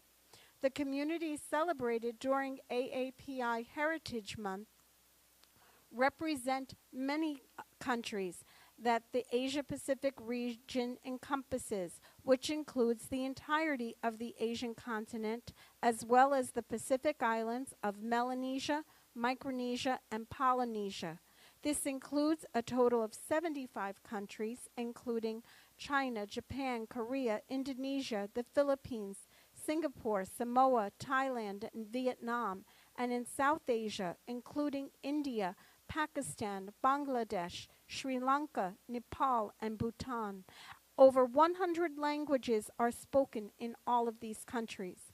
Coming from such a wide geographical area, the Asian American and Pacific Islander community has a rich and varied history and culture. Sadly, more than 11,000 acts of hate against Asian Americans and Pacific Islanders have been reported to stop AAPI hate since March 2020 and the start of the COVID-19 pandemic. Discrimination negatively affects mental health and well-being, yet few who experienced even what they believe to be a civil rights violation have reported it. Learning AAPI history is an important part of stopping racial discrimination and creating a more respectful and accepting future. While visiting one of these countries would be a wonderful way to learn about their cultures, we need only travel locally to sample delicious cuisine, visit the library to learn more, walk along 8th Avenue to shop, or just stop and talk to your neighbors of AAPI heritage.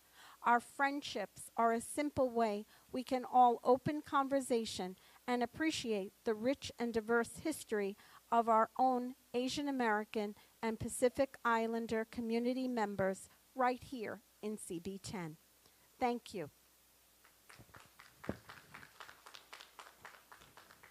And next we will go on to our district manager's report. Please welcome Josephine Beckman.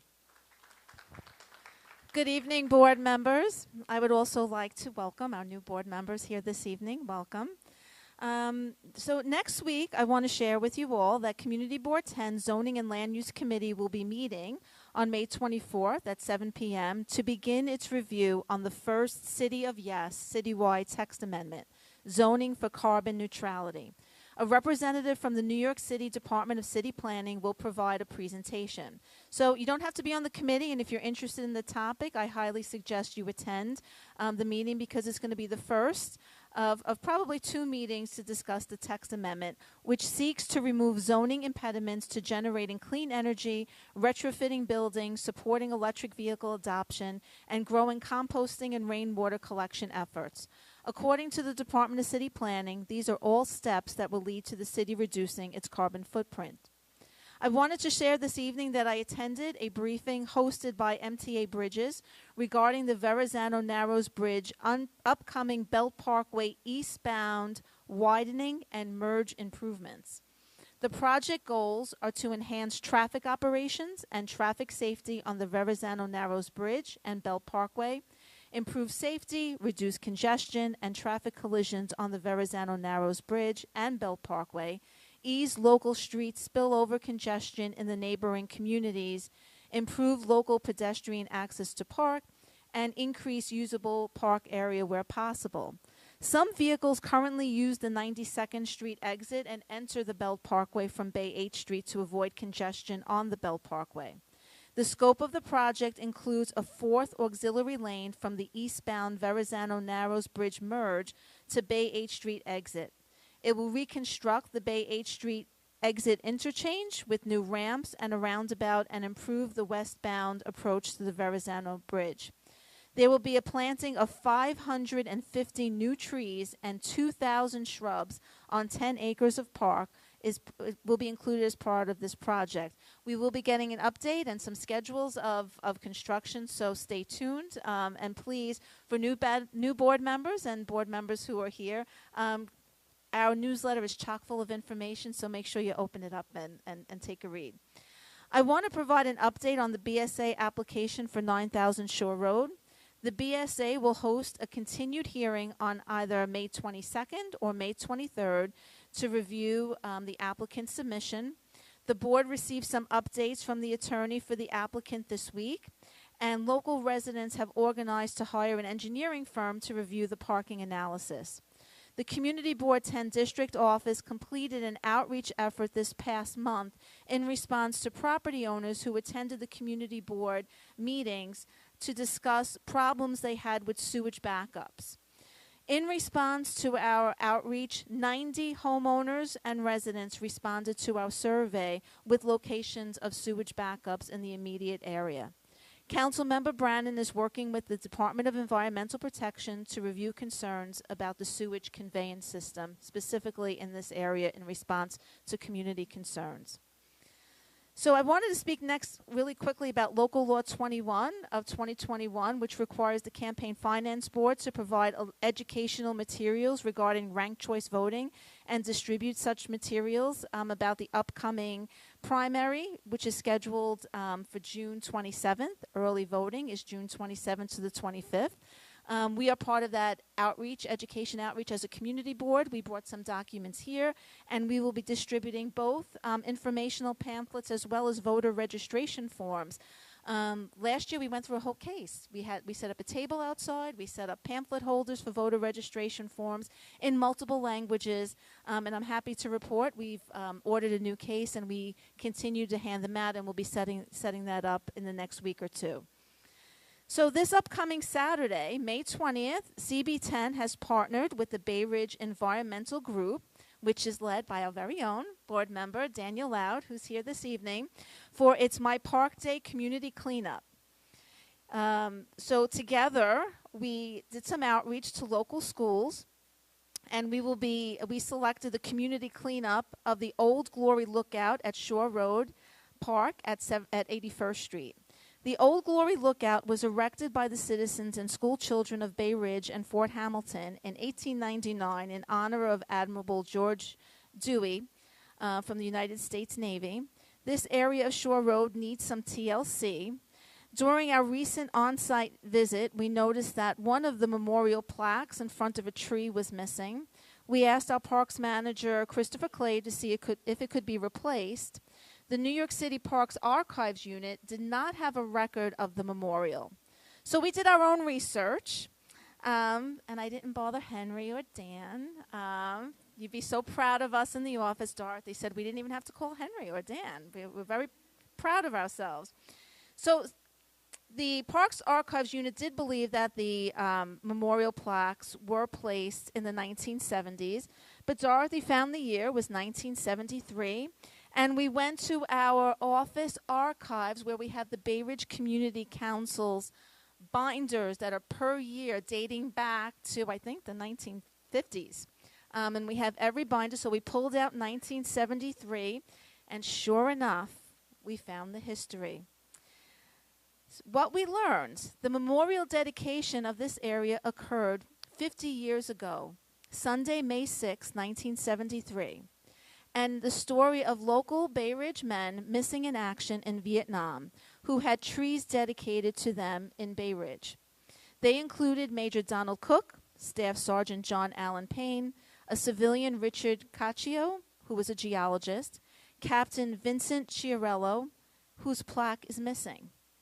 So we found out that he was the missing plaque, and the freedom trees and plaques were paid for by personal donations from members of Community Planning Board 10. 1973, before community boards were officially formed, but the planning boards were in existence. The committee was led by board chairman Henry Vogt, Walter Weeder, the past commander of the Rankin-Healy post of the VFW, the past commander of the Bay Ridge Post American Legion, Robert Hutchinson, who is the president of the Block Association Council, and Betty Spinner, who is the chair of the tree planting committee of the Bay Ridge Community Council. So we would like to replace the plaque. The plaques read the freedom tree with vision of universal freedom for all of mankind, dedicated to each of the officers that were missing or lost, and to all prisoners of war and missing in action, dated 1973. So New York City Parks now requires an application to the Public Design Commission, and Chair Kapitanakis would like to reconvene a committee and to get this started. So stay tuned. If you are interested in this effort, please let us know. Also, if you have not RSVP'd for our parks cleanup, we could really use some help because our outreach to local high schools where we thought we would get 30 or 40 students, we now have 125 students who have signed up. And we are very excited about this because we want all of our young people to learn about the community board.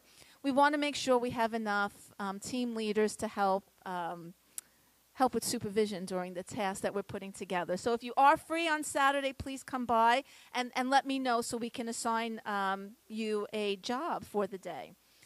Tomorrow is the beginning of milling and resurfacing season in CB10. There are many proposed locations that were sent out via our e-newsletter last week. Please take a look. The process includes milling, grinding off the top layer of asphalt, and oftentimes there's a lag between the milling and the paving because New York City DOT allows utility companies and other private vendors who have excavation work set up to do it while the street is milled, because once a street is milled, it becomes once it's resurfaced, it becomes a protective street, and there are very limited reasons why you can excavate after the resurfacing. So this week, Narrows Avenue between Bay Ridge Parkway and 83rd Street will be completed, and 87th Street from Shore Road to 5th Avenue. National Grid is also scheduled to begin a mandated gas line pipe inspection project on Colonial Road at 77th Street and at Wakeman Place and Wakeman Place and Bergen Place. The project should take approximately 4 weeks, so there'll be construction in that area as well. This Sunday is a Norwegian Day Parade. It will be held on Sunday, May 21st at 1:30 p.m., and its kickoff will be at 80th Street and 3rd Avenue. Information about the route is available on our website. And the Memorial Day Parade is set for Monday, May 29th, 2023. The parade steps off at 11 a.m. at 3rd Avenue and 78th Street. And the route for the Memorial Day Parade is also on our website. The Fun on 5th Avenue Festival will take place on Sunday, June 4th from 10 a.m. to 6 p.m. And I just wanted to mention really quickly to June's discussion during public session about graffiti.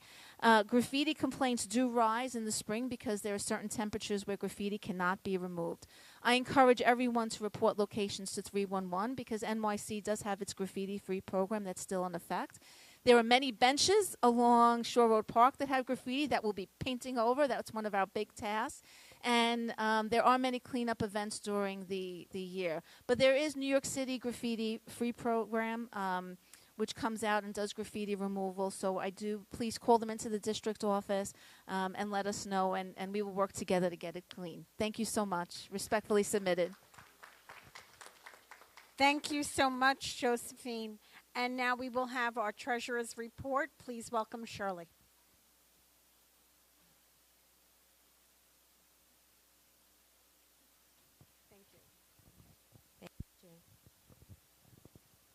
Thank you. Good evening, everyone. Congratulations to all the new board members. Community Board 10 Treasurer's Report as of April 30th, 2023. Total personal services is $194,372 and 39 cents. Total other than personal services, we have $6,137 and 70 cents.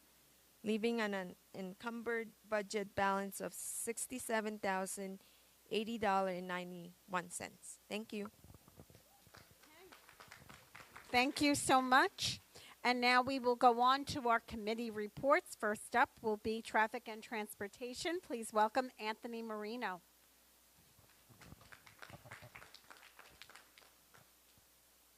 Thank you so much. I'm holding these papers, but I'm actually reading it from my phone. So there are a couple of things on the docket, two separate reports from two different meetings. I'll start with and go in the order that it is in the agenda.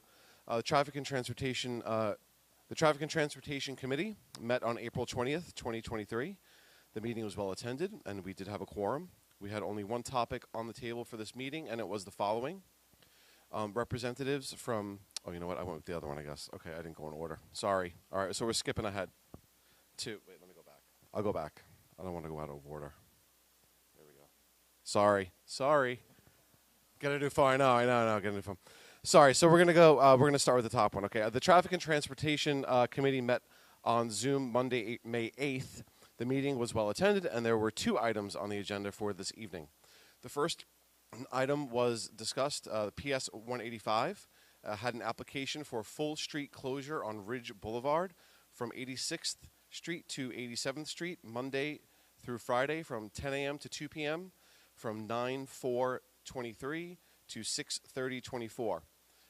Construction on the building is beginning shortly, and the school would like to implement the program as soon as possible. On hand from PS 185 was Principal Raina, Gudellis, and the committee that was working on coordinating the street closure. The building will need scaffolding until 2024. Ms. Paul is the leader of the committee, and she went on to go over the reasons why they need the street closures. 70% of the schoolyard is being taken up by construction and scaffolding. There are also drainage issues that cause the remaining schoolyard to be unusable after rain. There is no room for the kids to play during lunchtime. The open streets on Ridge would allow the children to have more room to play. The street closure would only happen during lunch periods and would not happen during drop-off or pickup. They have spoken to the police as well about the open streets, and the police would provide the barricades for the program. There are roughly 250 children during the lunch periods. The younger children would stay in the schoolyard, while the older kids would have an opportunity to play in the front. There would be about an even split of the kids between the front and the back. There were concerns about car access and emergency services, and the school was required to come up with a plan to accommodate for emergency vehicles. Some people suggested using 87th Street instead of Ridge Boulevard. It was discussed, and it was decided that it was less intrusive to use Ridge Boulevard. It was also suggested that there be no parking at all on the block till after 2 p.m. during this construction, and the DOT said that would be something that could be done if needed. The plan is to get the program started before the end of the school year. There was a motion to approve, and it was seconded, and it was voted in favor. So we have that on the docket right now, right? We're voting on that. We met in quorum. There was discussion, but there were really no objections to anything. No motions on the floor, only to approve. So again, it is PS 185. Application for full street closure on Ridge Boulevard from 86th to 87th Street, Monday through Friday from 10 a.m. to 2 p.m., from 9/4/23 to 6/30/24. But they are looking to get this done as soon as possible. So I will call to question and discussion. Yes, do we have questions? When you say full street closure, are you talking about both sides of the street? Completely closed. 86th to 87th Street, both ways closed. Just that one block. Yep. I heard 10 a.m. to 2 p.m. Yes. For recess for 150 kids. So the lunch periods, it's about 250 kids total. No, so those, no, the one, half in the back. Yeah, half in the back, half in the front. Yes. So 125 kids. Roughly, yeah. Would have recess for 4 hours. No, they have different lunch periods, and as the lunch periods roll out, so I imagine the younger students probably They go start first. At 10 a.m. 4 So the hours principal is seems right. We have representatives here. 4 hours seems like a long time. We could get that clarified for you right now. You want to come up?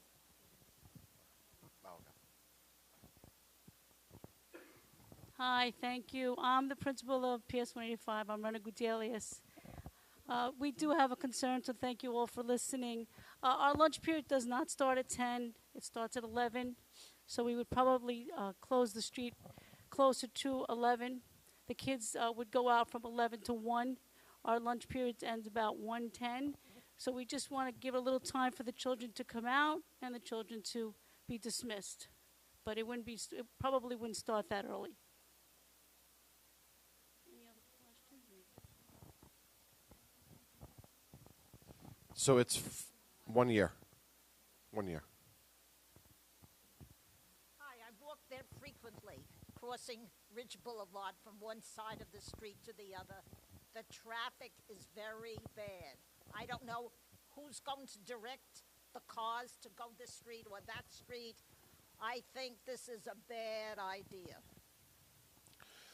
I know the school had mentioned there would be, was it 2 teachers at each corner, or was it 4? I think it was 4. 4. I think it was 4, right? It was 4.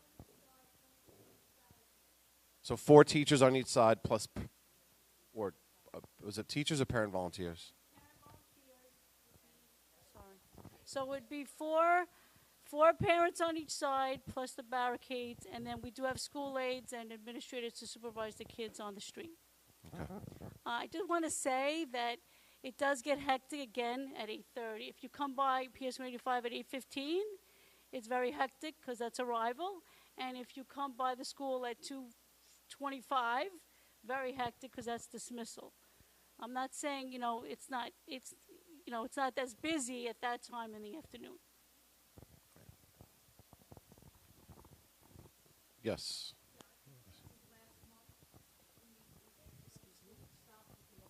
So why would this case be different? Okay. Yeah, this is because of scaffolding. They lost. There's only 30% of their schoolyard left right now, so it's a temporary fix. Yep.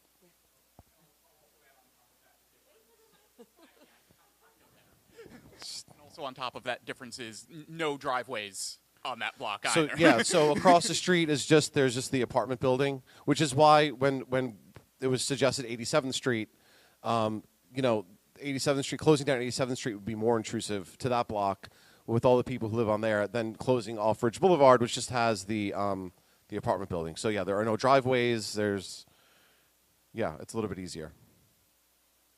Easier being relative, I guess. Two streets, but.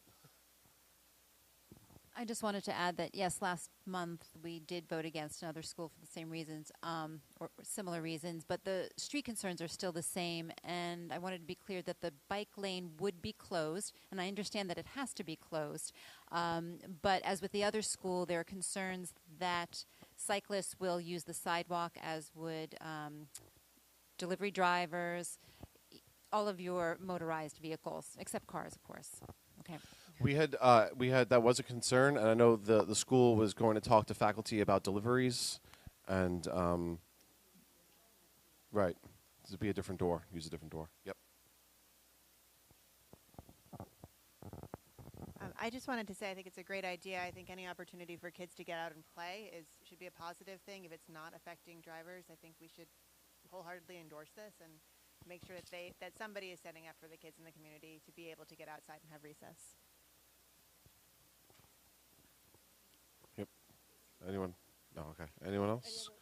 It's called question. Board members, you have a public question. Or is it board members? Board members. Board members. Right, it's not. Yeah, it's just I'll board. just make a quick comment. My son was in a school that had a lot of construction going on the whole time he was there, and the playground was a mess, and it would have been really, really helpful to have a situation like this because kids were getting injured in the playground. Right.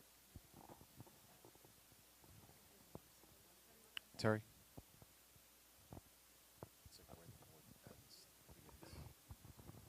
I just want to point out that we put up with the closing of Ridge Boulevard by Bay Ridge Prep for years. And for no really particularly necessary reason. This seems like a necessary reason, so it makes sense to me. Thank you. Anyone else?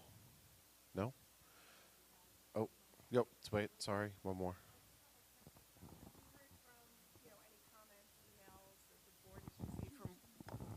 I'm sorry, have we received any direct comments, emails, or anything like that from residents, Joe? So the board did a full public notice to all the streets surrounding, as well as post in the apartment building, and the only comments we had were favorable. Okay. Yeah. We have. Yeah. Well, we did. We got called to question. All in favor? Okay. Anyone opposed? 1.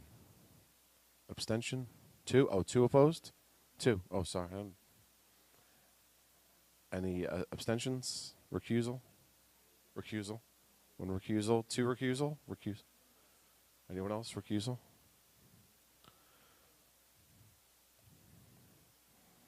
Okay. So the motion carries. On to the next one.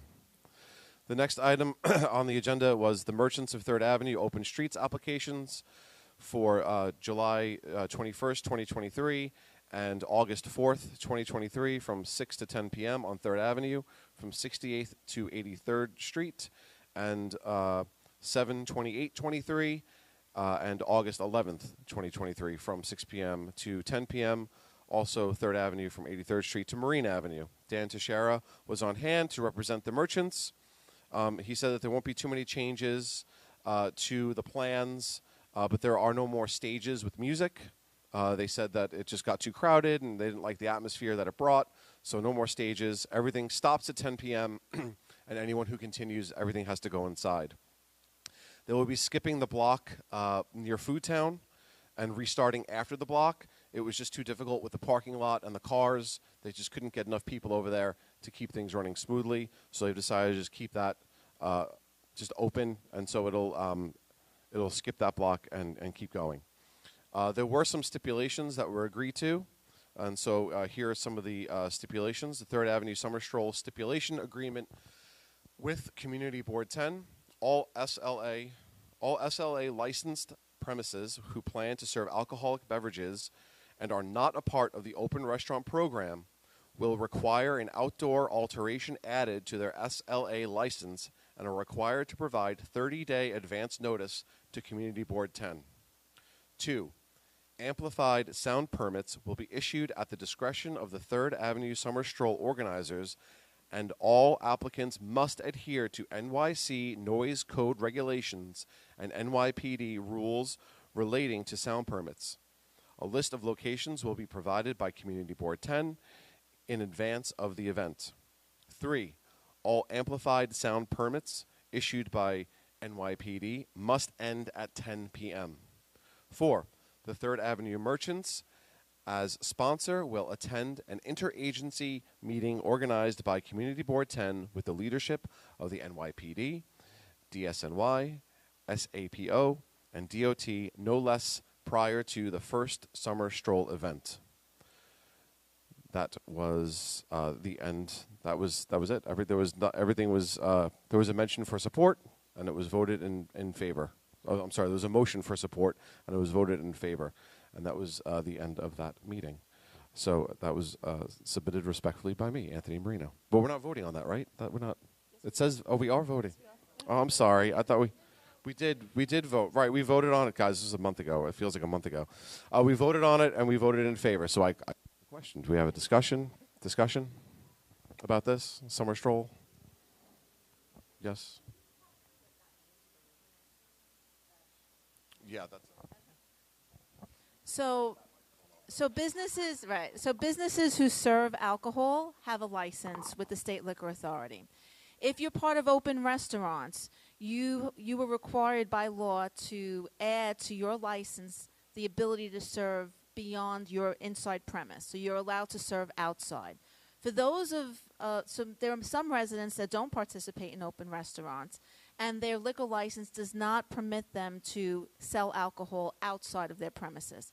In order to do so for the special event, for Summer Stroll, or for the festival, they have to apply for a one-day, and in this case it would be 4 days, with the state liquor authority to serve alcohol outside their premise. It's a legal requirement under the ABC law, so we provide that reminder so that when an applicant applies for the street activity permit application and for DOT, because DOT's rules technically say you're not allowed to serve alcohol, so the SAPO rules, the street activity permit office rules, kick in.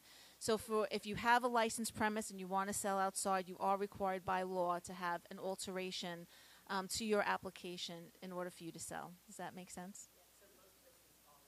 Most 90% will. There's a handful that come each year. So that's it. Thank you.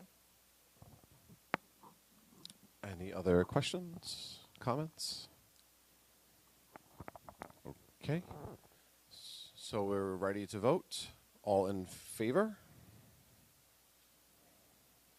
Okay. All opposed? Oh, in favor. No problem. No problem. We got you. Any abstentions or recusals? Okay. The motion passes. Very good. Unanimous. Now let's go to the next meeting here.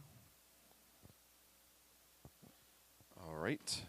Next up, Traffic and Transportation Committee meeting, April 20th, 2023. The Traffic and Transportation Committee met on April 20th, 2023 on Zoom. Again, this meeting was well attended, and we did have a quorum. We had only one topic on the table for this meeting, and it was the following. Representatives from the New York State Department of Transportation presented the plan for upcoming refurbishment of the I-278 Fort Hamilton Parkway overpass in the area of 82nd to 81st Street. Delia Garcia was on hand with her team to give us an update and presentation. She introduced Petko Chaklov, who is the project manager for this refurbishment, and he also had the design manager there as well. Delia gave this overview. The bridge was built over 60 years ago and is severely outdated. It does not currently meet today's safety standards. This upgrade will upgrade the safety and operational usage of the bridge. Stantec Consultants was on hand to discuss design. Over the years, the bridge has received many repairs and Band-Aids, but not a total refurbishment. The bridge will be replaced with a new bridge that will have the same footprint and width as the current one. Parking will remain, a wide sidewalk will remain, and a bike lane will be added. The project also includes the Tom McDonald Triangle, and they are coordinating with the New York City Parks to include improvements on that park as well. Here are the project needs. The concrete deck, structurally deficient and exceeded its useful life.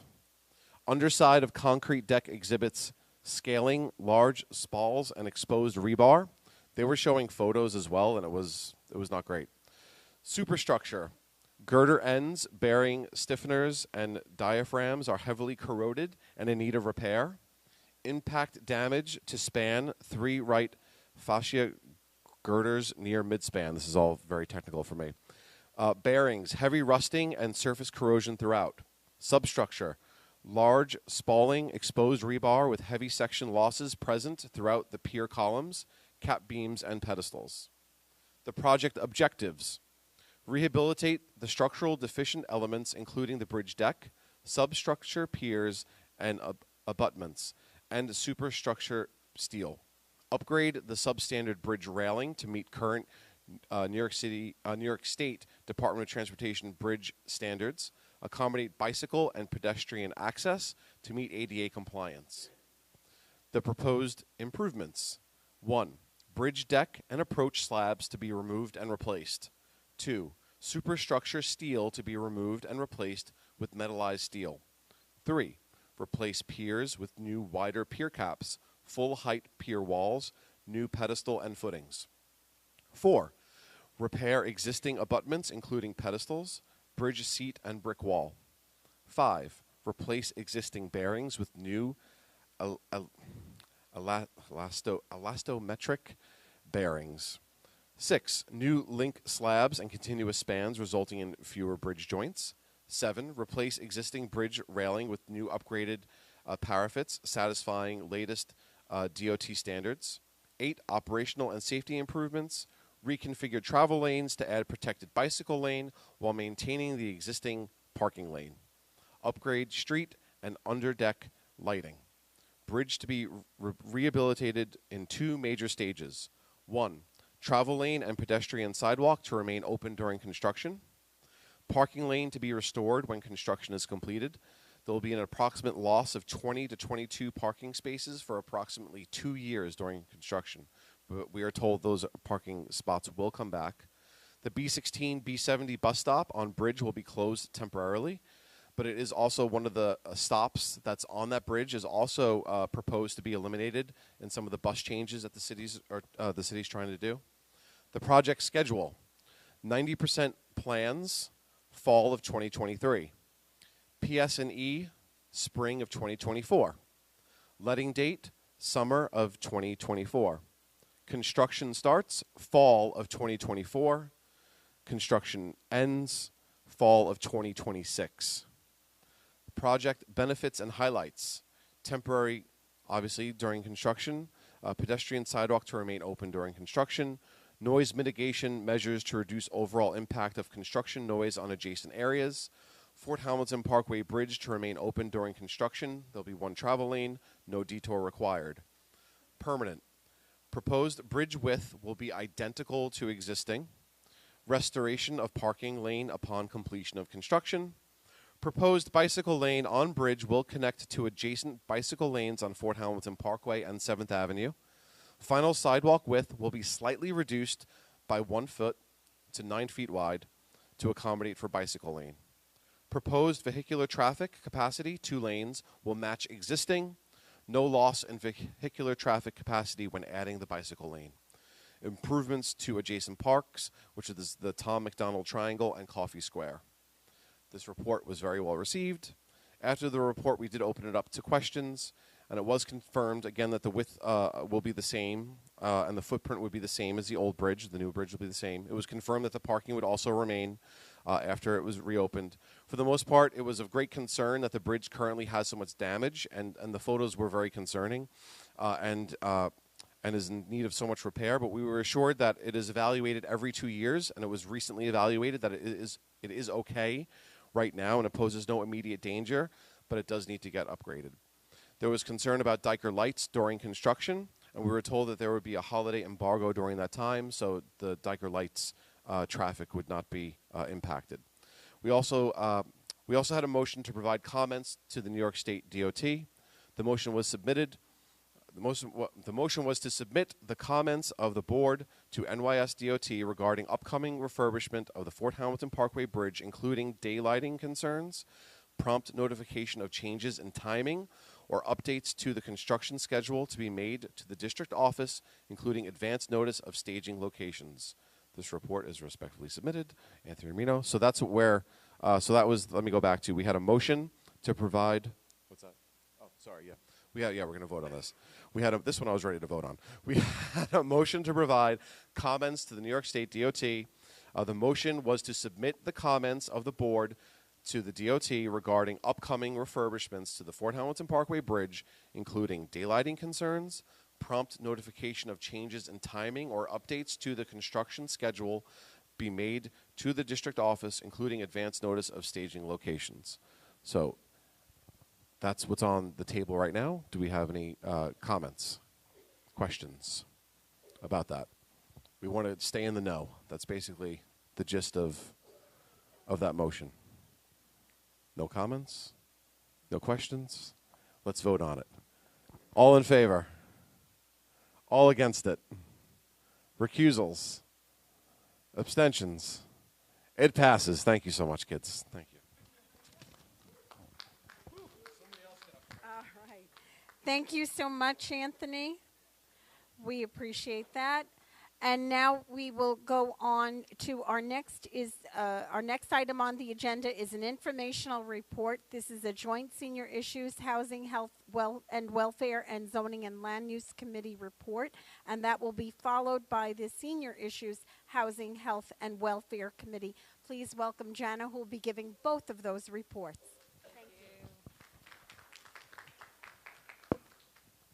Hi, everyone. So the Zoning and Land Use Committee and Senior Issues, Housing, Health, and Welfare Committee of CB10 met in quorum for a meeting via Zoom on Thursday, May 3rd, 2023 at 7 o'clock p.m.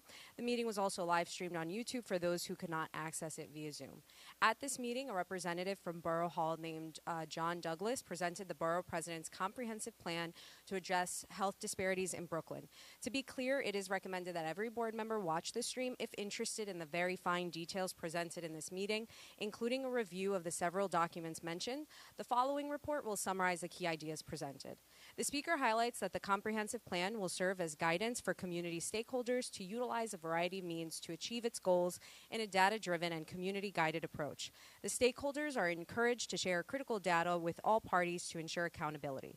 The comprehensive plan aims to focus on areas including health and housing, incorporating feedback given, land use framework, resilient infrastructure and jobs, economic growth inventions, and community engagement. Overall, the focus on health and housing was very clear, and the rationale behind the chosen topics was discussed in detail.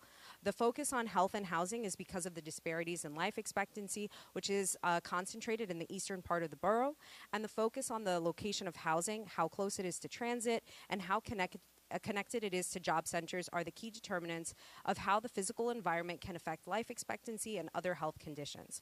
The borough published an existing conditions report, which was a joint effort between the Regional Planning Association and Near Academy of Medicine. They also held a town hall meeting, and an online portal to get feedback on the existing conditions report is available. The speaker went on to discuss a number of strategies related to different aspects of community development. One strategy is to improve access to parking by providing information about available parking and utilizing strategies such as reducing minimum parking requirements and implementing residential parking permits. Another strategy is to focus on health and wellness with a focus on reducing disparities in health outcomes and improving access to healthcare services. Then the speaker highlights the concentration of healthcare and education workers in certain areas and discusses the proposed Interborough Express Line, the IBX, as a means of improving transit access. The speaker also discusses the importance of creating safe streets and reducing pollution, particularly in areas with high concentrations of pollutants. The speaker also mentioned efforts to develop wind energy and reinvigorate industrial waterfront areas within to get high-quality jobs. Finally, the speaker mentions concerns related to the Army Corps project and its impact on certain Superfund sites and creeks. At the conclusion of the presentation, which our community board can receive upon request, our district manager, Josephine Beckman, highlights the existing needs and conditions of Community Board 10 in Brooklyn, New York. The district is facing issues with its aging infrastructure and increasing load, resulting in sewage backups and problems with the conveyance system. The district also has a deficit in K-5 school seats and is experiencing problems with illegal parking. Additionally, the district has a lot of truck traffic, particularly from the central and north Brooklyn to the Verrazano Bridge. The Owl's Head wastewater treatment facility is also concerned, as it was built in the 1950s and is responsible for capturing the wastewater from given community districts.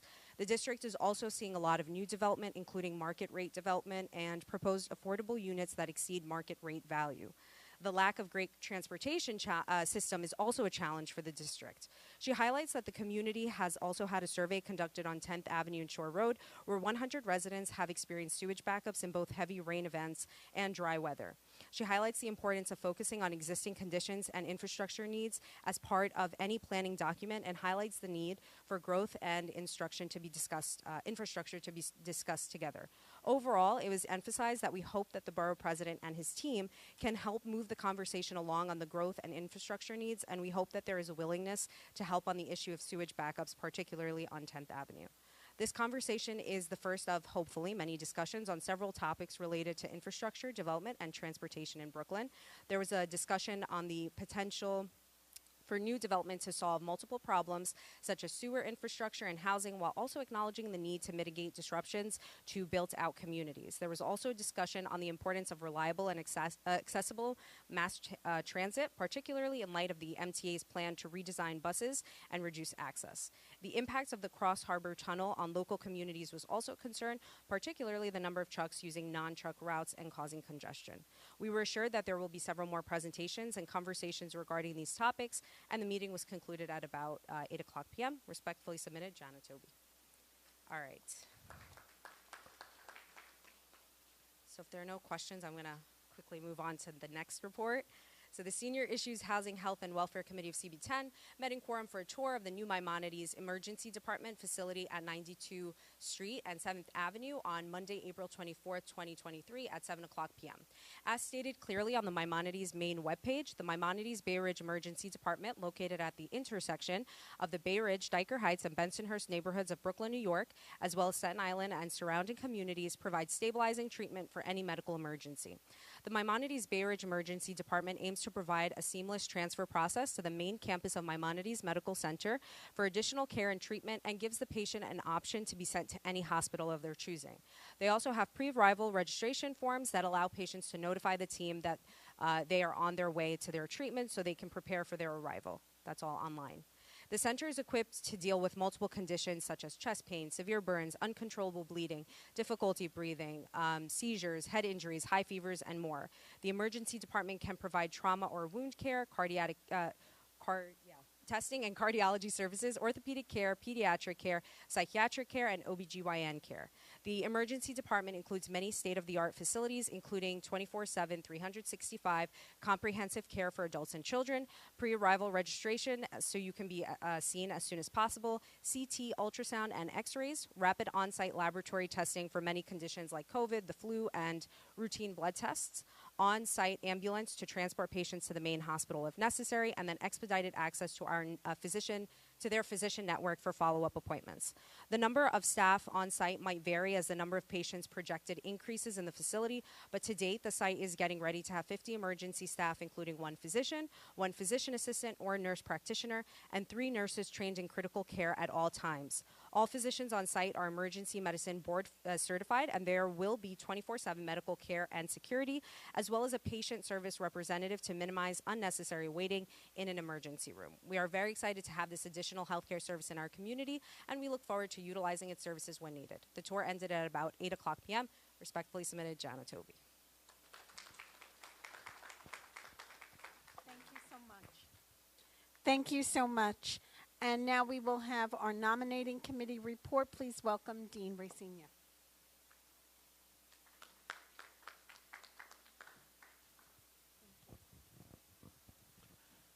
So Janet gives like a speed reading report. Great job. I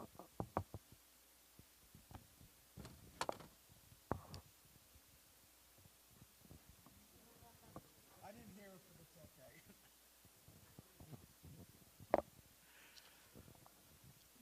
This will be slower. As it's my age, it's going to be slower.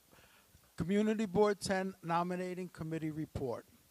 The nominating committee, consisting of Tracy Breton, Judith Collins, Barbara Jermack, Ruth Greenfield Miser, and myself, met via Zoom on Monday, April 24th, 2023 at 10 a.m. to compose a letter to be sent to community board members to identify any member who would like to be considered for an officer's position on Community Board 10. The nominating committee met via Zoom a second time on May 8, 2023 at 10 a.m. to prepare a slate of nominees to be considered by the membership. The following slate of officers is unanimously recommended. Treasurer, Jana Toby. Secretary, Shirley Chin. Vice Chair, Sandy Vallis. Chair, J. Marie Kapitanakis. All nominees have been contacted and have accepted the nomination. I would like to thank the committee members and Dorothy Garuccio, our community associate, for all of the effort put into formulating this report. Respectfully submitted, Dean Rossinia. So that's the slate recommended, and at this point we open up the floor for nominations from the floor, should there be any. So now I'd like to ask for any nomination from the floor for treasurer. Any nomination from the floor for treasurer?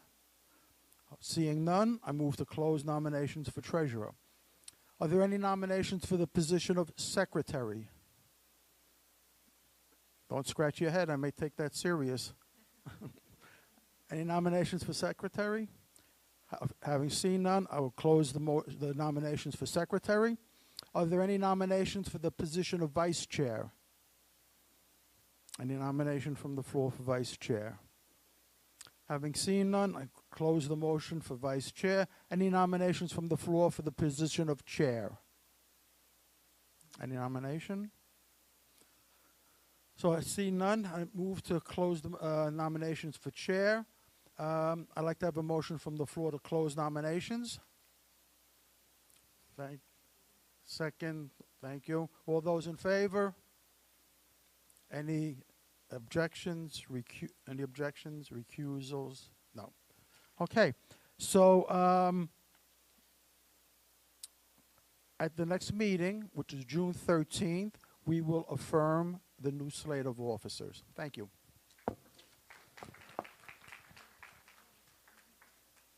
Did I get the right date? June 15th. June 15th. Wow. Well, you wanted him to go faster, so he just moved the date up by 2 days. Thank you. Thank you. Thank you so much. Do we have any old business? Doris? Wait, you know the rule. Get my steps. Get my steps. I was very happy to hear council members Avila's support for our position on 62nd Street and 8th Avenue. However, we voted on this last month. We wrote to the Department of City Planning a month ago, and we haven't heard a thing.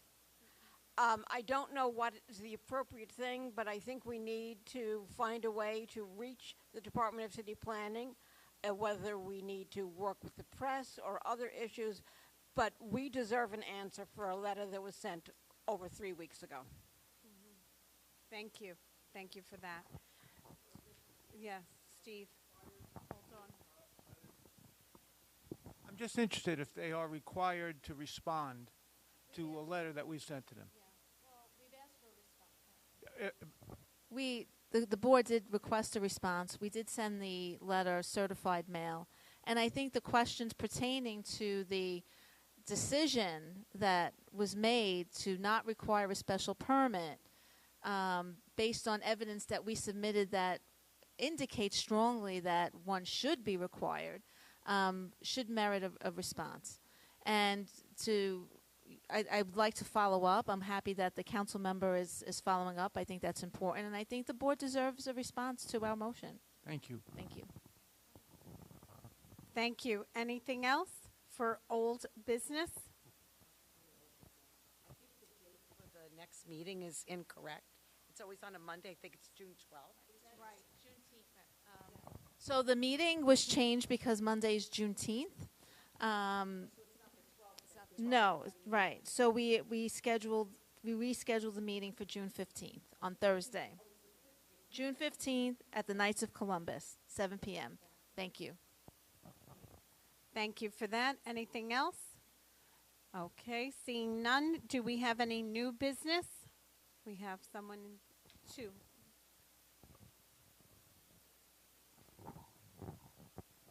Just, I was wondering if it's at all possible to ask the planners of the 5-borough bike tour if they can start in Staten Island as opposed to ending in Staten Island because of the traffic that it causes in Bay Ridge. I understand when weather shuts the bridge down, but this is a voluntary thing that just created havoc like last weekend.